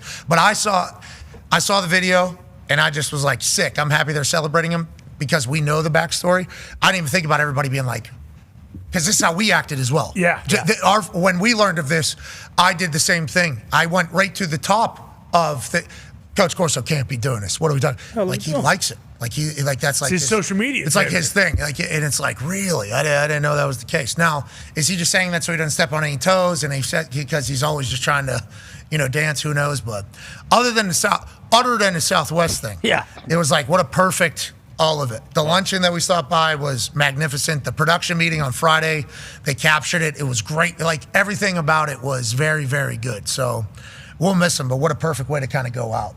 And if you're ever doing anything for a profession for that long, and at the end of it, every person, including the other network, wants to say, thanks. That was cool too. You done good. AJ, you done good there. He is. I mean, like, Lee Corso is college football. The juice, the energy, the pageantry that college football is, like, Lee has embodied that for, 30, 40 years now, at least? More than that, most likely? Yeah. Yeah, good luck to whoever has to follow him. That would suck. That would suck. The whole fucking sport. Yeah. Both networks, documentaries, more stories coming out about how legendary he is. Good luck. Good luck, dude. Have fun. Yeah, you're gonna do great. You're gonna do great. It's like I was thinking that as he was doing it, I was like, bro, there's no how the fuck, what are you supposed to do there? Yeah, legend, dude. You just got 127,000 people to go absolutely crazy. Yeah. Even the Texas fans are doing it, you know? Even the Texas fans are clapping. Yeah, well, you had to do it. Hey, had to do it. It's just like, wow. All right. What a legend, dude. He's always been very kind to me, which is what I appreciate, you know? Because I've told this story before, but it's the truth. When I get dropped into College Game Day full time, it's like week 3 or whatever, week 2, week 3, whatever it was. I get dropped in there. A lot of people in the SEC hated me because they thought I was taking time from David Pollock. The people behind the scenes, though, hated me because they knew that I was probably brought in there to potentially one day add the entertainment, the energy, the spice, if or when Coach Corso was to step away. So the SEC fans hated me because one of the greatest players in the history of the Southeastern Conference, David Pollock, was potentially going to lose some time because I was going on there, which, once again, David Pollock, incredibly kind to me. I get along with David Pollock. I respect David Pollock. David Pollock was great for college football, and he was a great football player. Got hurt when he was with the Cincinnati Bengals, so he's been great. He was great to me, very nice to me. But the SEC and Georgia fans, more specifically, boy, they hated me. Big, loud dumbass from Pittsburgh's coming in here, and this guy's taking time away from one of the greatest dogs in the history. Why is this guy here? They were loud. Boom, boom, boom. But what people didn't know is behind the scenes, people hated me. Not for that. For the guy who created this entire sport and the guy who created this show and the guy that created this entire being is basically you're never going to, basically, you know? So it was an interesting little thing there for a couple years up until now. And still kind of happening, you know. Yeah, sure. So that is certainly it's been an interesting environment for me. It's been but like the thought of being on that show is just such an honor. It's like I love the fact that I get to represent football.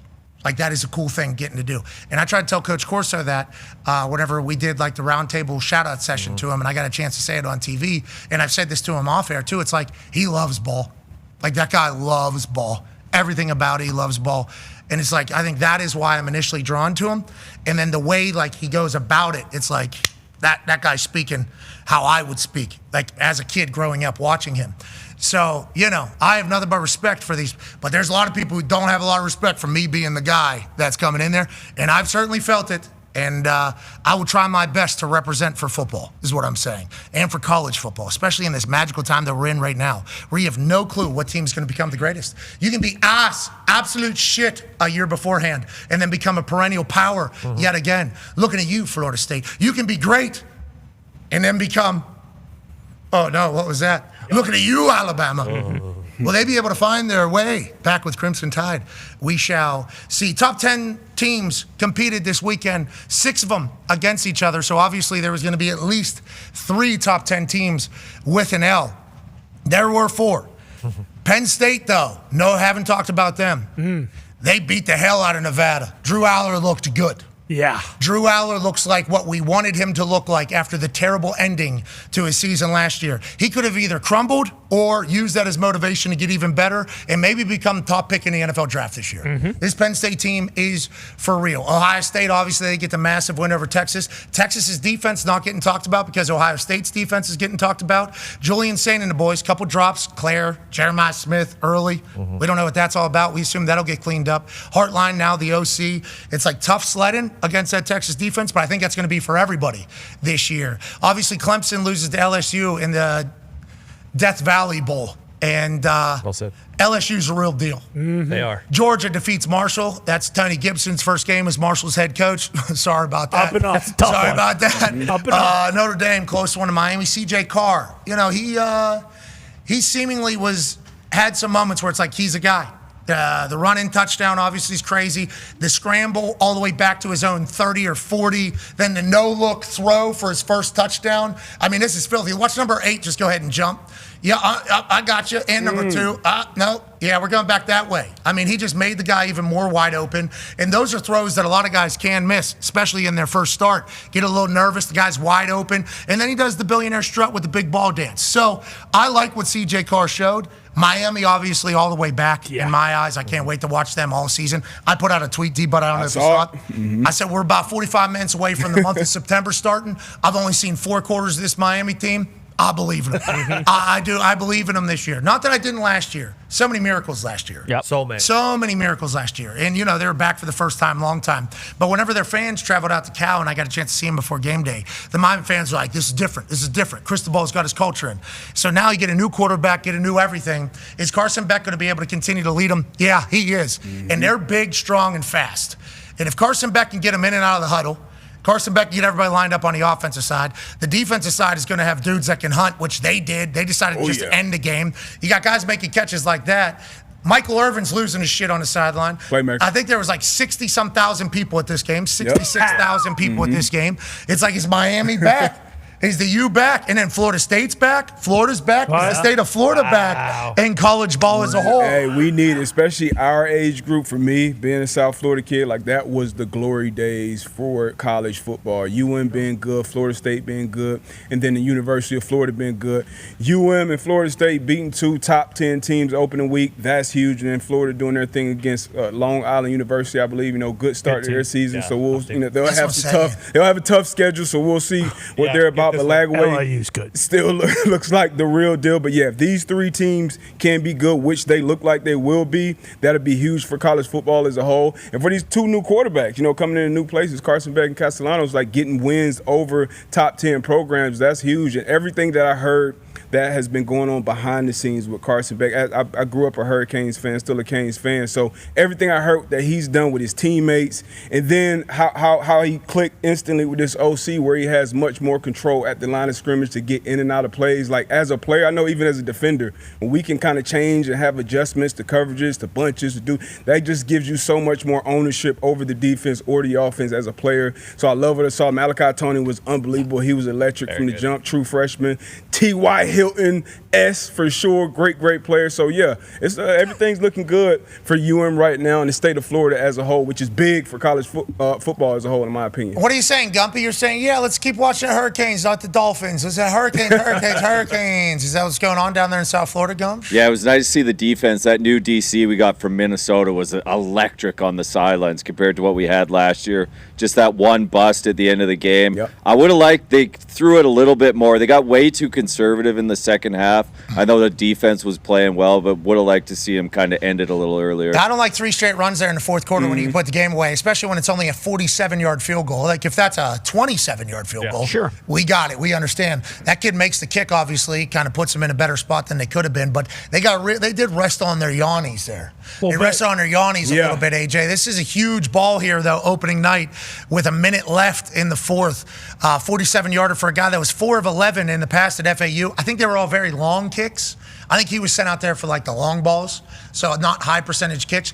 But that graphic didn't say that. It said this guy's come out here 11 times. He only made it 4 times. He had the bot snap earlier too, so I know that has to be somewhere. And then the first extra point almost hits off the upright and goes in. Tell you what, Mario's a great recruiter. He's a great coach, but sometimes in that fourth quarter he gets a little tight. So, yeah, he does need to get somebody in his ear that lets him know. That was the thing for Miami too that really pushed it over the edge for me was Mario Cristobal kind of talking about all the guys being back, like about how much more it means the Notre Dame rivalry for him, and then like Andre Johnson was there. I think Clinton Portis was there. Ray Lewis. Ray Lewis. Obviously, Michael Irvin. Everyone saw like the amount of players that came back. If all that is happening, I mean, it reminds you tonight with UNC. Like all these dudes are going to come back for all their home games, and they're going to continue to go. And Miami's a scene, dude. Yeah, there's a lot to do afterwards too. And I think Carson Beck's doing all that.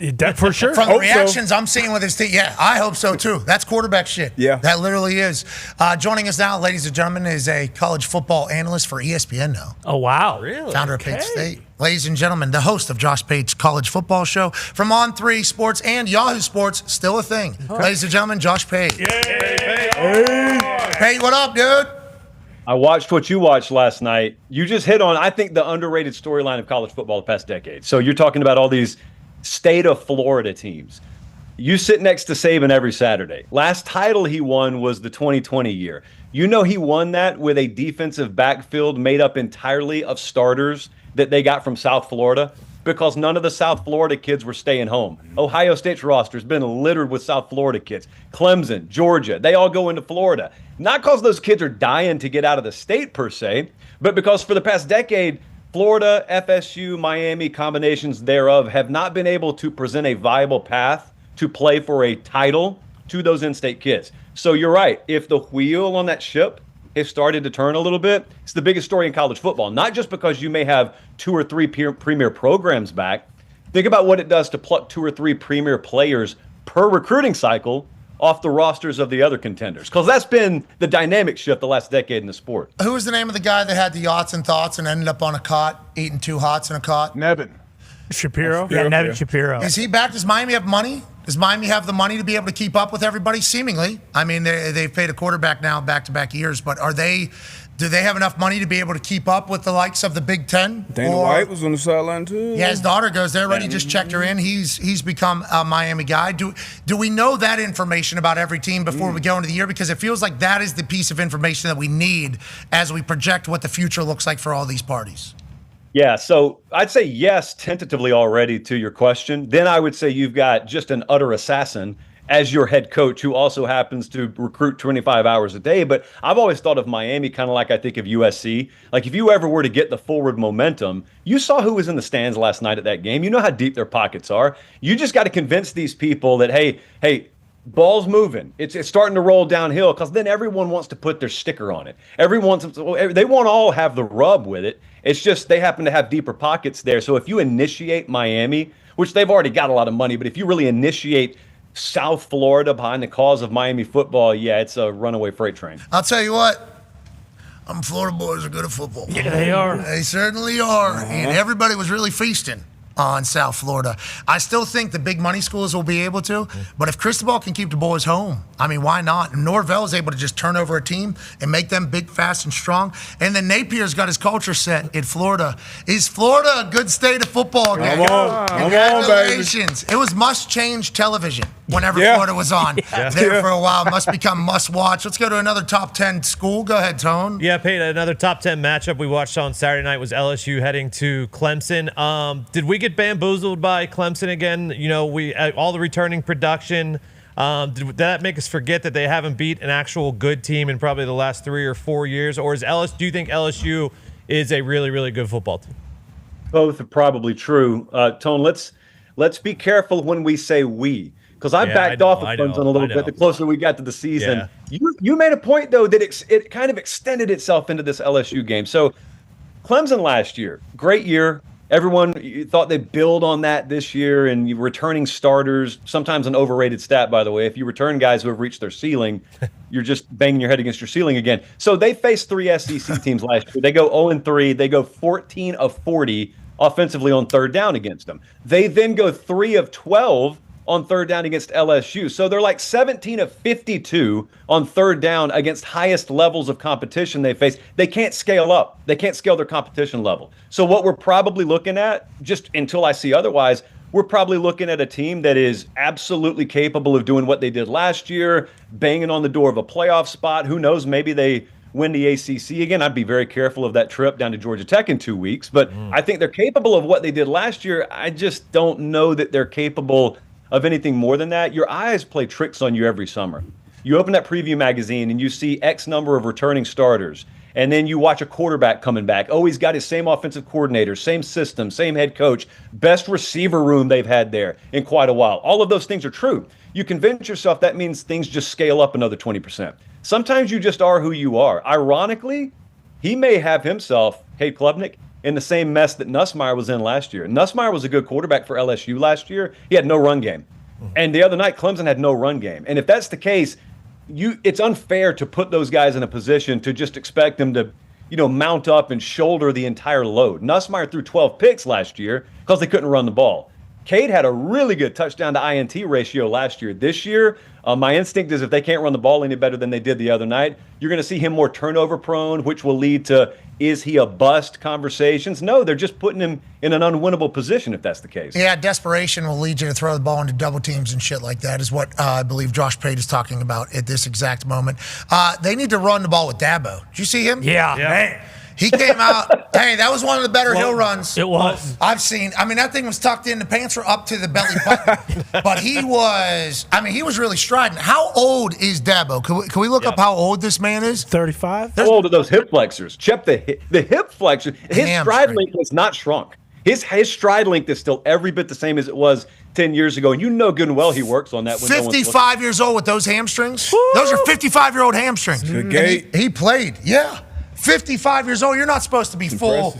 I mean, you're talking he was striding out.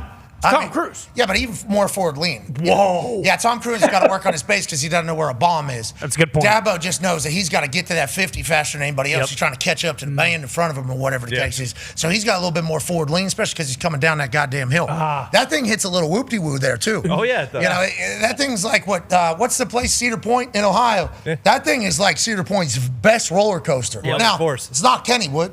It's not really? Kennywood. I saw someone from Kennywood this weekend. Do they have some sort of event or something? Yeah, there's a ride outside, too. It's called Keep Your Head on a Swivel. Oh, yeah. That's what it was. Sue us. We like the booze and fight. Yeah, sorry. Welcome to Kennywood. They will if you booze and fight. They shut it down, actually. They shut down Kennywood 21-plus nights because there was 6 straight nights of fights. So. That lady's voice. Hurry up, let's go so we can get on a ride.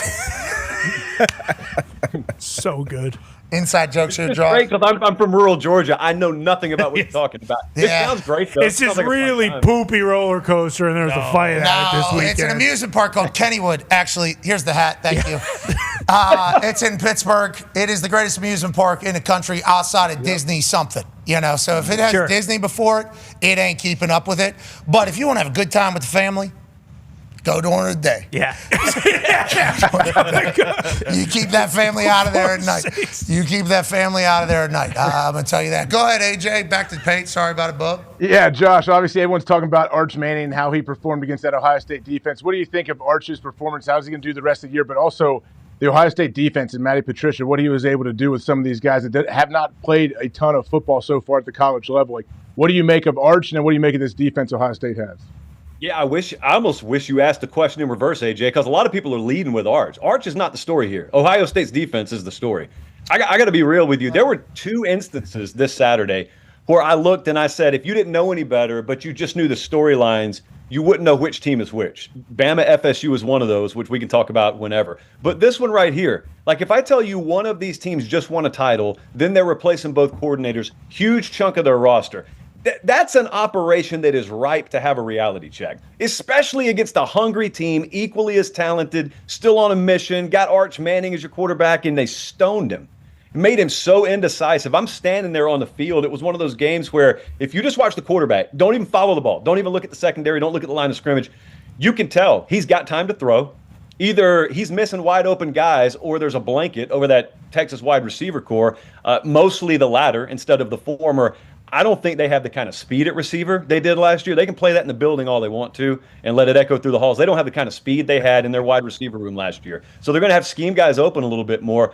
But, dude, there should have been something. Imagine this time last week if we had Sark just like quad box him here and we said, hey, you're going to hold Ohio State to 14 in the shoe. Will you take that? He would have signed his name on whatever dotted line he could. And it wasn't enough. That was pretty surprising to me, dude. Ryan Day has gone from people questioning whether he's the guy for his own job like 7 months ago to he's a genius. He was always the same guy. Nothing's changed about Ryan Day. He was always the same guy. It's just his Wikipedia page is different. He's thinner. He's in much better shape now. He's in much better shape now. Tighter clothes. We all saw it. We all know what we're talking about. But he is in such great shape right now. Patrick, can we please, someone needs to air this out nationally. there is a big difference in hard nipple versus nipple ring. There's a big difference. That's not us. That's not. We don't need to be doing that. Take it to the next one.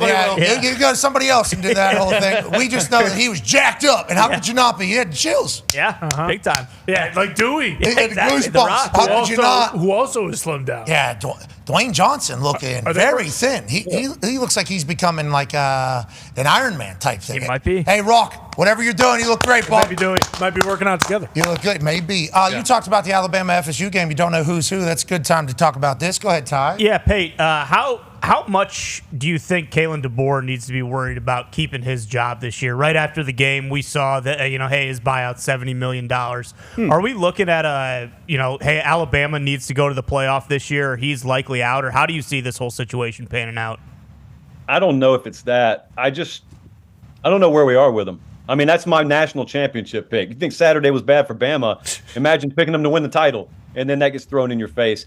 I think the new reality of college football, is for big-time programs, Bama, Ohio State, Georgia, etc., you're used to there being a really high floor. So, like, the worst case under Nick Saban ever was going to be 9 wins. Kirby at Georgia, worst it could ever get is like 8 or 9 wins. That's what you think. That's not the reality anymore. So you're driving down the interstate still, same interstate, but there's no guardrails, there's no median. It's just edge of a cliff both ways. Florida State found this out last year, by the way, where if a tire falls off, there's no limit to how bad it can get. Like, you think Bama can't miss a bowl game. They absolutely could miss a bowl game, or he could get the ship righted. But your question is, does he need to be worried about his job? Dude, he needs to be worried about the competitive character of his team. There's a big difference in, Arch Manning, a little inaccurate. Or, your guys miss assignments, they drop balls. Like, the fundamental competitive character being called into question, running backs stoning your linebackers in basic run fits, can't shed that stuff, turning down blocks in some cases, dropping balls left and right, not because you just misjudged it, but because you maybe turned it down over the middle of the field. That's like non-negotiable stuff. That's stuff you took for granted under Nick Saban. It's stuff I take for granted, frankly, as a viewer from every major program. So that stuff, if it doesn't get corrected, I don't even know what the answer is. Like, $70 million is not even a real number to me. That's monopoly money. I don't know what the answer there is. I just know that high floor is not in existence anymore. So there's no limit to how bad it can get. If that stuff doesn't get corrected, you don't look down the road to Georgia. You don't look past this Saturday. I don't care if you're favored by 5 touchdowns. You don't look past the next opponent. And we've just been so accustomed to being able to do that with these big-time programs. I don't know that you can do that right now. Josh, I don't know if you saw, obviously, the pictures of Coach Saban's office and then Kalen's office, obviously drastically different. And then Kalen, the way he goes about doing stuff versus how Saban goes about doing stuff, multiple different ways of doing things. Mm-hmm. There's a lot of that had to happen. And following Coach Saban at Alabama would be like trying to follow Coach Corso on College GameDay. That'd be a very, very difficult task, I think, with all parties. Let alone the fact Saban still lives there, still has an office in the building, and obviously is still very prevalent in college football world because he is great on television on College GameDay. So everything he's saying on College GameDay, Alabama fans are like, yep, that's what's being said, hopefully, to the boys. That's what's being said right now, because that's what it has been. But what Kalen DeBoer is doing is trying to build his own legacy at Alabama. And he's going to be compared to this guy, who is not this guy is out of some never-ever land. Yeah, this guy. One. Unbelievable competitive stamina and an incredible ability to lead, adapt, evolve, listen, let alone gut decisions. Just in the moment, being able to make a decision that nobody else. I'm changing quarterbacks halftime national championship, actually. Bang. Put another guy in here. Multiple times I'm going to do that, actually. And then let alone who goes where, how he recruited. It's like Kalen had a very tall task of becoming an SEC coach to begin with, okay? That's tough conference. From Washington coming in there.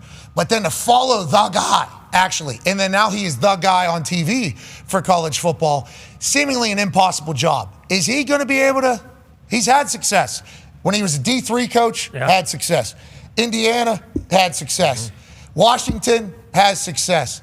We assume he's going to win, but is that the right assumption, I guess, would be the question for you, who's kind of down in the middle of it all down there in the South? I had the same assumption. I still think the dude's a stud. Like, I think he's a winner. I mean, I've sat in that renovated office and point blank asked him, taking over for a legend. Not the stuff you say on TV, like we're off the record, just shoot with me. That guy's got a lot of intensity. He's got the right mentality. Like the right mentality is this. All right, in college football and sports for a long time, that thing you just said has existed. 99%ers out there say, boy, you don't want to take over for a legend.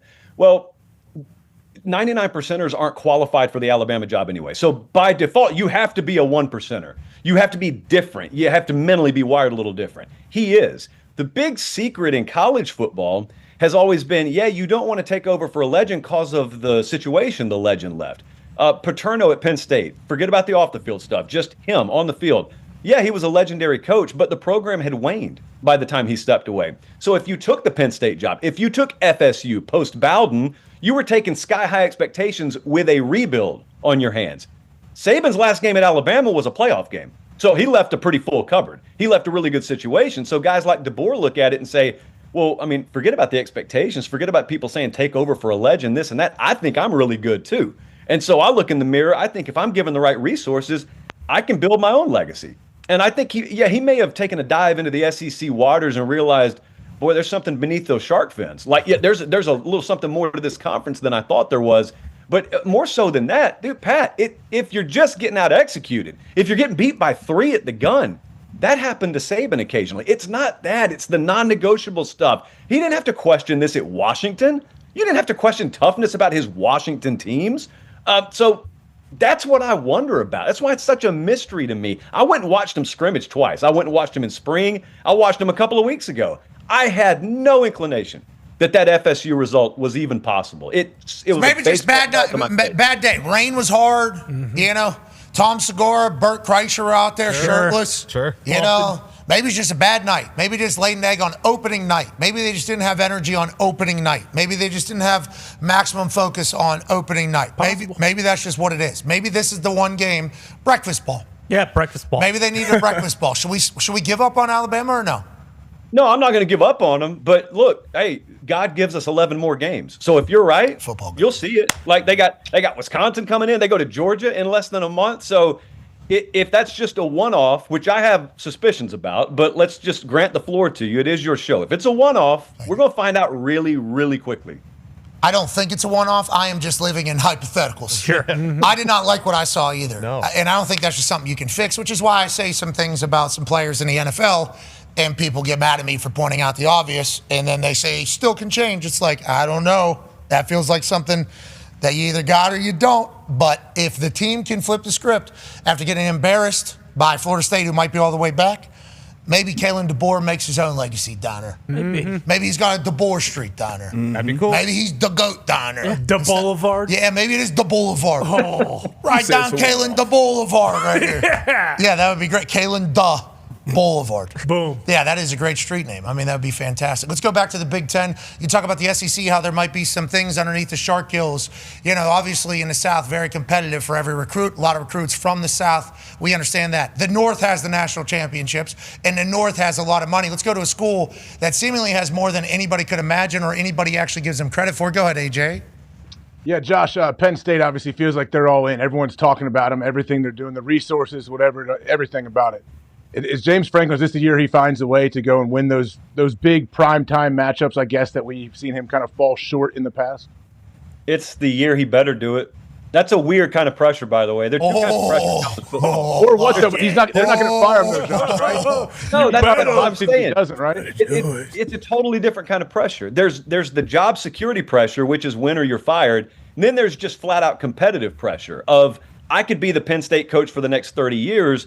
I won't be able to win championships all those 30 years. This is a year I could win a championship, and I don't know when it's going to come around again. Maybe I'm wrong, man. Maybe they could do it every year, but I do view this as sort of a window year. Look, they're embracing it. They're all in on it. We went up there a couple of weeks ago. They are not shying away from that at all. They went and hit the portal for receivers, which, and I agree with them on this, they thought was the one missing link between them and being dynamic enough to make plays like Miami did last night. Just a few plays, 50-50 balls, turn into 70-30 balls. You win 23-17 on the road in Columbus one of these times. I think they have the pieces. They're smart, by the way. While all the rest of these folks have bullets flying left and right, they're up there playing Nevada, favored by 5 touchdowns. They got a couple of tune-ups. Then they got a bye week. Then they got Oregon coming in there. Got a preseason, boys. That's smart. That almost makes that you got to win that game. It's the Ohio State game down the road, and you're going to go to the playoff no matter what. I have no idea how Penn State misses the playoff, but there's like 2 hurdles he's got to clear. One of them's winning those big games. The other one is at least getting to the national title game. And at that point, you got to win it. I don't know. But yeah, I do think they got the mixture of talent to do it. I like Drew Aller bouncing back and playing well instead of crumbling, Like, that sucks that's how his season ended last year. In the biggest moment, a lot of eyes. I forget what the ratings were, but it was at least 13, 14 million people watching him throw a terrible ball pick. Yeah, this thing's over. That game, probably. Yeah, I mean, they should have won that. I mean, and then he's got to sit all offseason up there in Penn State, walking around, going to class. Oh, there's a big tall dipshit that'll cost us. You blew it. Thanks, buddy. You working on your slants? He's trying to go out and have a drink in one of these restaurants. All these restaurants are right on top of each other. Obviously, Happy Valley, very, kind of a smaller area. He gets out, just gets done having a little bit, maybe a acai bowl or something like that. Hey, why don't you stop eating and go practice throwing a football? That's happening every day of his life afterwards, as somebody that can speak kind of from experience. And it's like, which way do you go? It's like, if he steps up, that's huge. There's a quarterback, though, for South Carolina that every football team in America is looking to get to him. I saw a lot of NFL teams pulling for him. I also saw some XFL teams pulling for him. I think even some G1 teams were trying to get him to potentially lead the way. Go ahead, Conrad. Yeah, Josh, and I can't believe you just did the whole F1 thing. That is not a real sport. We're never talking about it Don't be again. disrespectful. Josh. Who won? Oscar Pierre. No one cares. Josh, let's talk about football. Josh, hey, Josh. Just me and you here, brother. Lenore Sellers, on Sunday, kind of led off the entire game against Virginia Tech. They walk right down. He looks massive. He looks fast, and he threw the ball about 100 yards to Nick Harbor in the air. Why shouldn't I believe that Lenore Sellers is going to win the Heisman, and why isn't South Carolina being talked about as one of these teams that is going to compete for a national championship? I know they're definitely being talked about as a playoff team, but when we're talking those, top 4 teams, do you see South Carolina making that run this year?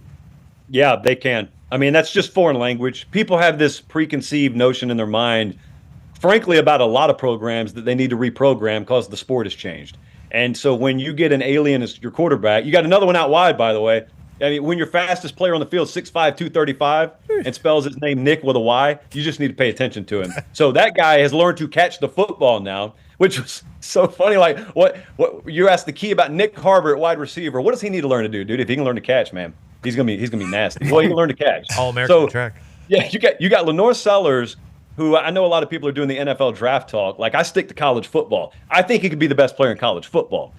They may have the best offensive and defensive players, respectively, in the SEC. This is not Alabama or Georgia. This is the University of South Carolina that we're talking about. And they knew they had him. My only question throughout spring is, why didn't they go attack the portal at wide receiver more? Like, who do they have behind Harbor? So to answer your question, the thing that would keep him from winning the Heisman is supporting cast. But as the deeper we got into fall camp, all these people from South Carolina, they kept telling me, dude, watch out now. Our wide receiver room's underrated. Week 1, I don't necessarily know that I saw that, but that's okay. It's week 1. If even a fraction of what they said is true, and that dude just is who he is, you're looking at probably the Heisman Trophy winner this year. And if that's the case, you got a ceiling on South Carolina that's way like up here off the screen somewhere. Someone's going to have to deal with them. If they don't win it, someone has to have beaten them. And it's just crazy we're talking about South Carolina like this. They haven't hit their ceiling, by the way. That was a week 1 version of them. So there's probably still some upward mobility with them as well. And that's a place that's gotten told forever. Those are players that got told, we don't quite have room for you here. So go to option B. Like South Carolina was an option B for some of these guys. Those defensive guys that went in the draft last year, those weren't all former 5-star top 10 guys. Those were other teams' backup options that Shane Beamer and his staff took, developed them, pumped them to the NFL, and now, lo and behold, they've backfilled, which you're not supposed to be able to do at South Carolina, and they shut a fairly good, desperate ACC team down week 1. So now they dive into conference play. And now that's just another of those teams, stack of pancakes. of these teams in the SEC. They may not be elite, but they're really good and they're tough outs. Yeah, and all we're going to hear is you SEC people talk about, oh, you're telling me South Carolina, our sixth best team couldn't beat the sixth best team in the Big Ten? Is that what you're saying? Why don't you come on down here and play Stoops in Kentucky at night? Okay, why don't you? We'll go to Northwestern one of these games, and then you guys come down here to Kentucky one night. That's what we'll do. We'll play a fun little game, and that'll happen all year. But the South Carolina team, remember, end of the year, they had a little bit of a gripe to get into the playoffs. And instead of making big noise, Shane Beamer said we're just focused on our bowl game. They had everybody play in the bowl game. It wasn't like they weren't going to play. Shane Beamer, we showed that the punt return there. It's like they're always going to play Beamer ball in all three phases, which you can steal a win in college ball, or you can lose a game in college ball through special teams. And it's like they're going to be locked in there because they have so many great athletes. And the state of South Carolina creates some freaks whenever you talk about athletic ability. So if Shane Beamer can become the school of the Carolinas, especially down there in front of a great fan base. When we were down there, I mean, it's hot as shit. It is thick down there. Atmosphere. It is very thick football down there. Town, though, but it is a football town. Yeah. Is a football town down there. I hope they're able to pull it off. That moment between Shane and Frank afterwards was beautiful. All right, let's talk about tonight's game. Obviously, week 1 wraps up in Chapel. Bill, go ahead, D-Budge. Yeah, go up to North Carolina. I expect, Bill Belichick's team to be prepared. What I don't know is who these players are. I know 70 new players, but what are the expectations for this roster? And can you tell me something about some of these players on this Chapel Bill roster? And we'll see Dahn that baby blue tonight. All right, everyone check in here. This is your North Carolina breakdown. Okay. I got no clue. I have no clue who any of them are. I'm not sure this guy's new to ESPN. This is not what he's normally like. He normally has all the answers. Oh, it's Penn State. He normally has all the. I want people to know that are watching for the first time. Maybe not a lot of people maybe seeing Josh Pate for the first time. As you've seen thus far, has all the answers. Very well versed in all things college ball. Now, when this pops up here, one of the biggest conversations of the week 1 season. Only game tonight. Only one on Monday Night Football here. That's it. Okay. He says, "Let me tell you, I got nothing." I don't think anybody does though, Josh. Isn't that kind of the thing? Look, if I flashcarded that roster in front of that coaching staff, do you think even they're just rattling off all those names? Absolutely not. Hey, TCU is one of however many teams are in the Big 12. Every one of them thinks they can win that league. TCU is one of them. They're one of these teams that, like the sneaky better types out there that are getting down legit money in May on team totals. They were big on TCU. And most people don't know anything about them either. I happen to know a little more about TCU. It's a perfect stage for them. It's going to be all about Bill Belichick, all about North Carolina. Like, this is the one shot that a Big 12 team gets on a real premier eyes of the world stage on it. And North Carolina is such an enigma, but yet I watched Matt Patricia do what he did the other night, so it's not like I'm sitting here dumb enough to say, I don't know Belichick. I don't know if he can coach these college kids. I just don't know the caliber kid he has. Patricia's got freaks everywhere. I don't know that Bill Belichick necessarily is dealing with that in year 1 at North Carolina. All right, well, we'll watch tonight. Part of the kickoff show. Can't wait to get down there. We'll all find out. We will all find out. And we will judge accordingly. Is Ernie down there? What? I don't know. I hope so. Night 1, Ernie will be down there. He'll be tired. He'll be down there. Oh. I think Lombardi and Ernie both on headset. Yep, sure. Up in the booth. It'll be good to see them. In a blimp, maybe. Hey, did you see that Cal kid? He's the one. Sagapolatele? It's tough to pronounce. Sagapolatele? Yeah, it's tough for me. Hey, he's good though. What do you mean Everybody it's was tough for you? Good. Okay. Well, they all keep saying the Cal kid, and I kept saying, no, if you're so high on him, say his name. Like, no, just the Cal kid. That's all you need to know. This Cal kid's dominate. He was the talk of the late night. He was the talk of the late night for sure. Very late. He wasn't the only one. Did you see Dampier for Utah too? He won for 19 rushing touchdowns last year in New Mexico. Are y'all going to Oklahoma Saturday, right? Yes, sir. Okay, so that was the talk. Like, you get Mateer and you get his offensive coordinator and you package them up. Utah did the same thing. It was just they went to New Mexico and got the coordinator and the quarterback combo, and no one really paid attention to it. Utah looks like the best team in the Big 12. Like, they went out there and just balled out. Yeah. Everyone saw Whittingham lose 1 year, and they said, oh, he's done. Ride his Harley off into the sunset. Maybe he'll retire. And he's like, no, I think I'm going to stick with it a few more years. I don't really feel like retiring yet. I'm going to go get a coordinator and a quarterback from New Mexico, and I'm going to be right back in the picture. And they are. Yeah, I mean, they're in West Virginia's conference, and Arizona State obviously has got to do what they got to do. And let's not even talk about the Cougs, which are right down the road. That's going to be quite a battle. But he was awesome to watch. Where did it start? The Incarnate Word, right? Didn't their OC and quarterback get hired first? Yeah, and then I believe, where did they go? Was that Washington State with Cam? Washington State, and then they went down there. And then last year with Diego Pavia, that worked out really well for Vandy. It's happened. Did UTSA bring someone up to Oregon too? Or It's was it just, NIL, but for the OC as well. It's genius. Yes. Yeah, it's well, it looks like you've done a pretty good job, Donner. Congratulations. Welcome to the big league. Come on up here. It's like what the Knicks were doing to everybody else in the NBA, but happening in big-time college ball versus small-time college teams. You got to watch yourself. You can't even develop your coordinators too good. I know. They'll be gone. I love it. You can't let them talk. It's the best move in college Yeah, these football things right like to gossip. Yeah, these things like to gossip. These things like to hang out. You can't let them hang out. You got to keep them isolated in their caves. Yeah, keep them away from each other. Keep them in their caves. They'll start talking and they'll leave you together. All right, Josh, we appreciate you, man. Congrats on the ESPN shit. More of the world needs to see you. You're good at what you do, and you obviously love ball, so we appreciate that. You know I appreciate you, man. Anytime. I appreciate you having me. Ladies and gentlemen, Josh P. If I was the flashcard, that roster to those coaches, you think they get it right? That's a great call. That's a good question. That's a great call. Bill Belichick just calling numbers. He's number. They didn't even have. Well, they numbers. didn't have Yeah, right. I don't know. Shit, he was wearing a different. That had to be something. Was that in that article, that 8 scroller? I don't know. There wasn't much about that. No. Connor, what do you have to say here about Jose Cuervo? To be completely honest with you, I drank Jose Cuervo all weekend. It was the greatest thing ever, and I didn't even get hungover. Well, Devil's Reserve is the perfect drink for when mischief is on the menu. Amen.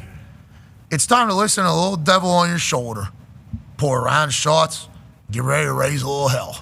Stetson Bennett. Yeah, Stetson right there. Let's go. This is my first time. Okay. This is my first time reading. I feel like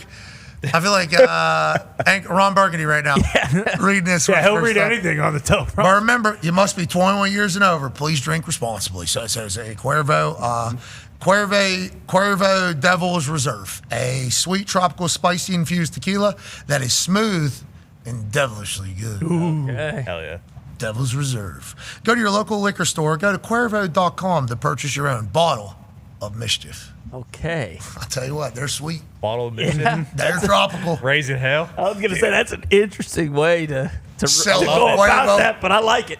Serving I in like it. Kennywood. What's that? It's probably what they're serving in Kennywood. Sweet tropical, and that last one spicy. Yeah, Kennywood was a little spicy late night. I don't know if you saw that. It's all over X. You just go ahead and type Kennywood, and then it'll pop up. A lot of Yinzers letting each other know that they weren't happy about the disrespect that you certainly showed while we're on ride for the fucking I hope race. this doesn't ruin Fright Nights because I'll be so mad. Yeah, when's I think you went last year, right? Staying at Fright Nights? Yeah, I go every year. Really? Yeah. What's your favorite part? I go for my daughter's Take your birthday daughter? every year. Yeah. Cool. You guys drive over there for it? Mm-hmm. On like Friday or Saturday? It's in 2 weeks. Well, there's actually about to be potentially a direct flight, Is that right? Yeah. if we do recall. Yeah, I'm more worried about Says the who? one in What? Nashville. Huh? Says who? Just know we know people. I've been praying we're for that working on for it. so long. We know people. Ladies and gentlemen, we didn't get to it earlier, but we got to get to it. We watched all the games. You watched all the games this weekend, H? We tried to. Yep. Oh, yeah. Watch all the world, everything's going on in the world. Yeah, there's a lot going on. Yeah, we tried to. We tried to watch it all. And we gathered up what we thought would be the greatest, geez Louise moment of the weekend. Because we don't want to, just kind of handcuff ourselves to just one moment. Correct. So if there's more than one moment, we'll do the moment. But if not, we'll just do the geez Louise moment of the weekend. Sure. Ladies and gentlemen, let's dive right in. You might have seen it. New Mexico guard Richard Pierce. They call him Dick Pierce. Running away after starting a little bit of a brawl with Michigan. You see him in the middle of a pile. They're 78. Little late push after they push him back. He goes, whoa, I ain't doing that. Stumbles, falls all over his face, gets the hell out of there. I appreciate it. He said, I'm not fighting. I'm fighting. I did one cheap shot after the play. I'm not doing all the other stuff. AJ, how do you feel about Richard Pierce? And do you think the next play, or maybe the next play after that, or another time down the road today, earhole this guy? How would you have reacted here? Yeah, I'm sure they tried. I mean, this is nice. You always get the flag when you retaliate. So if you're the first person and then you let them retaliate, hopefully they get the flag. And then when he turns and runs, that's the best flag. I've never seen one turn their back on a guy. Hey, not a bad hip flip. No, not at all. Not a bad hip flip, D-Butch. Your thoughts here? I mean, he got to pick him up and put him down a little bit. He almost stumbled. But, I mean, if you're going to do it, stand in there and take the push. You know, get the penalty. You know, if you're going to he spun his wheels a bit, too, when he turned and went to go. Did you hear what he said as he turned around? He said, jeez, Louise. Let's go to the next one here. Brian Kelly did a back bump and a full roll getting trucked by a ref. Smacks his head off the ground, loses his headset, wants to chew out the ref, then he quickly realizes he's in the wrong. I'm not supposed to be standing in the white. Ref not throwing a flag on him, very cool of the ref. I think the ref saw Brian Kelly's face tumbling around and said, he suffered enough. We don't need to give another 15. Our sources have told us that Brian Kelly went in for an MRI this morning. Really? Real talk, real source. T's and P's, Brian Kelly. Congrats on the win. We hope you're okay. In our last Louise of the weekend comes from a duck. Oh, no. A mascot. Montana State taking on Oregon before he even gets on the air. Oregon duck face plants, loses his head, and everybody loses their shit. Now, there was an alternate angle from the backside here. What do you think? Work? It's close. I don't think it's a work. He cares too much. Full panic afterwards. We hope he's okay. Some would say it's a bad omen. The Oregon Ducks football team didn't even know it happened. Nope. Steamrolled. Why kept did they it not have moving. a clip to that thing? And that's you would think they would. Yeah, seems like maybe it was.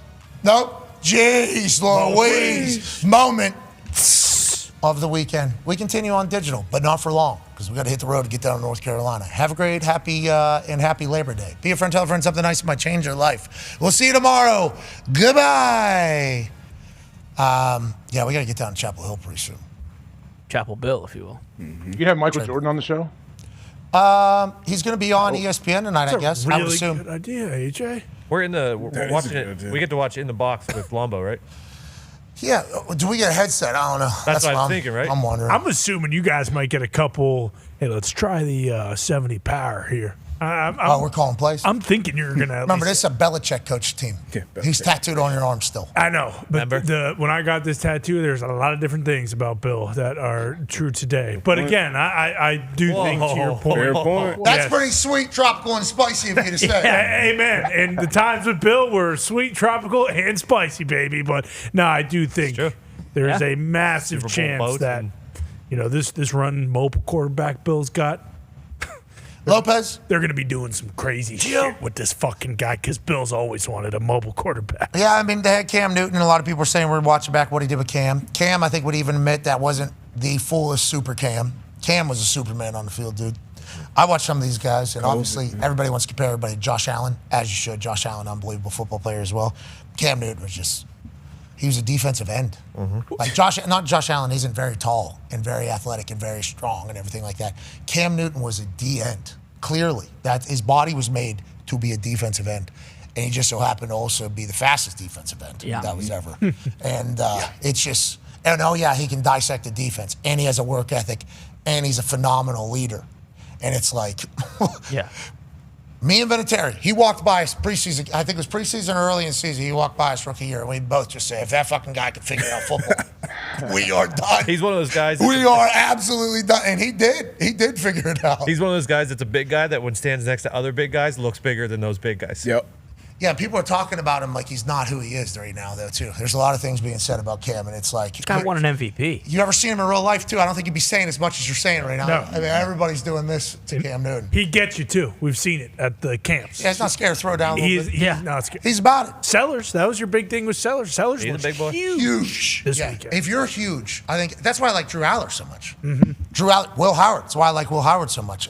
Especially whenever you're talking about going from college to the NFL. Like, I think you have to be big. Like, Drew Brees, I understand. Hey, Kyler Murray, these are anomalies. More power to you. Yeah, these are incredible athletes and players and everything like that. But if you're big, you can see, first of all, which is a fucking pretty big, massive thing. But you can also absorb more, and you're going to get hit, like in the NFL. Unless you're Peyton, Eli, Tom, who had an incredible ability to, literally. Just go down.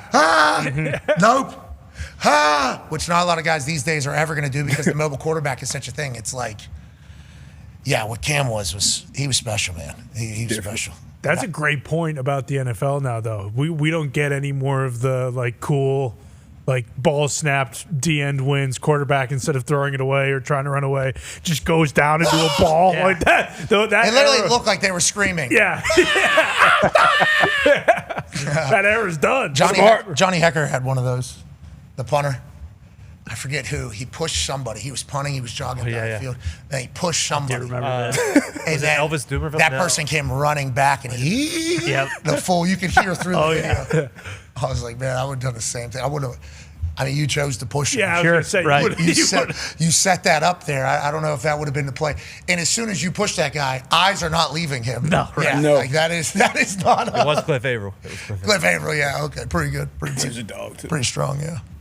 And all right, let's go wrap up college football tonight.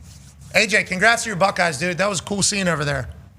It was it was great atmosphere. I don't know how you felt, but yeah, like it was awesome. The Lee Corso thing, like I'm glad it worked out how it did. I really am. Yeah, I didn't know how well it would. Shout out to the production crew that built a second desk and then also on wheels, moved it, and had the tech work. Think of the pressure there on them. Like if you think about to move the whole set and then to get it all to work too. Like there is no time to waste. Well, then your band, as soon as that Corso tribute is over, they're doing the Script Ohio, and it's like they literally have no idea what's happening on Earth other than what's 2 inches in front of their face. They are just watching each other, and the only reason why I know that is because they were like kind of if you had to go up a hill on a bicycle, which you would do like kind of back and forth, I guess, to kind of do this. And they were making their way to us, and Coach Corso was getting off the stage at the time. And I'm like, holy shit, like this is because they said immediately afterwards, the band's coming, and they need the whole field. So you guys got a little bit of time, but you need to get out of the way. That was like a big message as we were leaving the production meeting. And then as we're getting off, everybody's bullshitting because it was so cool. What a moment. We're taking pictures. Go. That delayed to getting off the stage. So now we had a short amount of time. It got shortened even more by the fuckery of everybody being so happy that it worked. And then I get off and I see that band coming and I see Coach Corso literally just like kind of starting to get off the stage. I'm like, holy fuck, how's this going to work? You know, like is the Tibetto going to stop? No, I don't know. What we learned about, what we learned about band members this weekend, they get out of their way. Oh yeah, what are you talking about? They got somewhere to get out of their way. Coach, you too, get out of. Thank Tuba you. guy, get out of your way. The band's a real deal, bro. Dogs. West Virginia has a good band. I'll never forget. I was flying back from the Fiesta Bowl because you get I forget the amount of money you get per mile if you drove. We played in Arizona, so I drove back home. Of course, good gimmick. Great gimmick. Holy fuck. Yeah. That sucks. Yeah. No. You take the money and you buy a plane ticket, the cheapest plane ticket, and you fly back. Yeah. So you get like $1,800. You pay a $300 ticket, $250 ticket. Now all of a sudden we got $1,500 extra bucks. I get the game now. Yeah, we're going downtown. Yeah, that was the game. Okay. Yeah, we're driving back. They're going to pay us for every single mile. I have fear planes, whatever the fuck it is, who knows. And I get on the plane, and I'm in the back, and I look like a standard white, just pretty casual standard. I think at that time, a lot of people knew he wanted to kill me, but not everybody kind of knew me at that time. And I'm sitting next to a West Virginia fan, and there's a couple football players scattered throughout. I mean, we all kind of did the game, And I asked the lady, I said, were you out here for the Fiesta Bowl? And she goes, yeah. I go, well, how'd it go? And she was like, the band did amazing. The band absolutely crushed it. And then she said, and the team won, so that was good. And I was like, that's awesome. Okay. Like, obviously, a family member of band player. And it was like, literally go to the game. How'd the band do it? Fucking murdered it. Halftime, no flubs, kept it moving, crushed it. And I was like, that was really cool to hear because I think you do and you should think of that, of like every performance should be our greatest and we should steal the show. And I think there's some bands you watch, it's like these motherfuckers are, it's like the Tibetto is definitely, everybody's locked in. It's no doubt about it. Big production. Them spelling out Corso straight in this. I mean, it's like the amount of this shit that they're doing. They used to practice, I think it was Plum High School. They did it on a soccer field. They practiced on a soccer field. Yeah. And it just became trenches. Because they I think our entire practice field just got ruined. Just completely ruined. And it was like, we didn't think this through, I guess, because they were practicing on a parking lot. It was too hot. So they gave him a practice field to march on, and by like a weekend, it was just fucking literally just paths. We have a cornfield here, basically. Yeah. We should put some seed because of how like militant. They eventually were able to practice on the football field. Oh, you guys were kicking them off, huh? That's why I came. We had practice. I don't know what to tell you. We did too. We were running over. You know what I mean? The ball's rolling on the ground. The ball's rolling on the ground. Speed bumps. It's like, oh shit, are they fucking drawing a goddamn horse here? Whatever. You know, it was pretty impressive. That's just high school. So I got respect for the band. Also, if they're going to throw some rights, I like that. Need more of that. I like if we're fighting out there. All right, let's get down to UNC. Let's wrap up week 1. I think Reese Davis and Herb Street are on the call. Yep. Nice. That'd be a good call. Me, I think Saban going to be down there. Dez going to be down there. Okay. Got all those Reese people. hosting? I wonder who's hosting. Yeah, I don't know. Is the other guy going to be there? I assume. He hosting? He better be, or I'll Is be he on the hosting? other channel. Hey, will you FaceTime him real quick? Will you FaceTime Steve? The other guy. Here, I'll FaceTime him. Just see what I'm walking into down here, at least. Hey, who's all down here, Steve? Other guy hosting. Are you? He better have a UNC polo on. Or You got a at Florida least State crew one neck. on. I know. If he don't. We're live. We're live. We're live. You're live. I was just watching you. Yeah, we're live. We're live. We're still live, though. People are watching, not on ESPN2 anymore. Are you down in North Carolina or no? Yeah, I'm down here. I'll see you tonight, buddy. Who's hosting? Is Reese hosting? How's that going? Are you hosting? I was going to host, but I think Matt Berry's here. Oh, okay. Sick. All right, I'll see you down there in a little bit. I'm about to hop on a plane. All 6 teams that played in those top 10 matchups are still going to make the playoff. Love it. Hell yeah. Hey, the winners and... The other guys. All right, we'll see you. All right, sick. Okay, cool. Matt Berry. There you go. I cannot wait. Other guy would have been great, though. Yeah. I mean, Matt Berry, this is my first time working live with Matt Berry, right? Yes. I think know so. A lot about Definitely. Matt Berry. I watch him in the TGO. Yeah, TGO. Who did he Oh, call? have you seen the European team? Ryder Cup? Their ass. Thanks. They are, but I just want to know if you've seen them. Are they good? Are they really? They got a pretty good squad. They got a pretty good squad, yeah. Yeah, but they left off the guy that cares the most. You see the guy on the DP World Tour giving an interview? Johnson? I think his name's, I want to say Matt Wallace. And he gave an interview, and I don't think I've ever seen someone that emotional about not making it. William Wallace's boy is going to have energy. Exactly. I mean, that is certainly going to be a thing. After watching the interview, I thought, oh, okay, so USA is going to win because they left this fucking guy off the team. Boom. And this fucking guy wants to win more than anybody. You saw the European team and got a little nervous? No, I didn't get nervous. It was just, just saw the names of the players. The Zoom calls, that was funny to see. They're a deep team, yeah. Their team on the Zoom call and our team. Which team did you like more? Our team had their game faces on, so I'll go you. The European's much more entertaining. I assume a little lighter. Which is why they called us up for World War I and II. Yeah, and also I assume their continent togetherness isn't as good as the countries. No, it's together. not. No doubt. You know, they just feel like they're taking on us. We feel like we're fighting the world. Yeah. No one says for God and continent. Good point. Boom! Great point. God and country, brother. Be a friend, tell a friend something nice. It might change your life. We're in this thing together. We're heading down to North Carolina. Should be a blast. Team on me. Team on 3. 1, 2, 3. Team. Goodbye.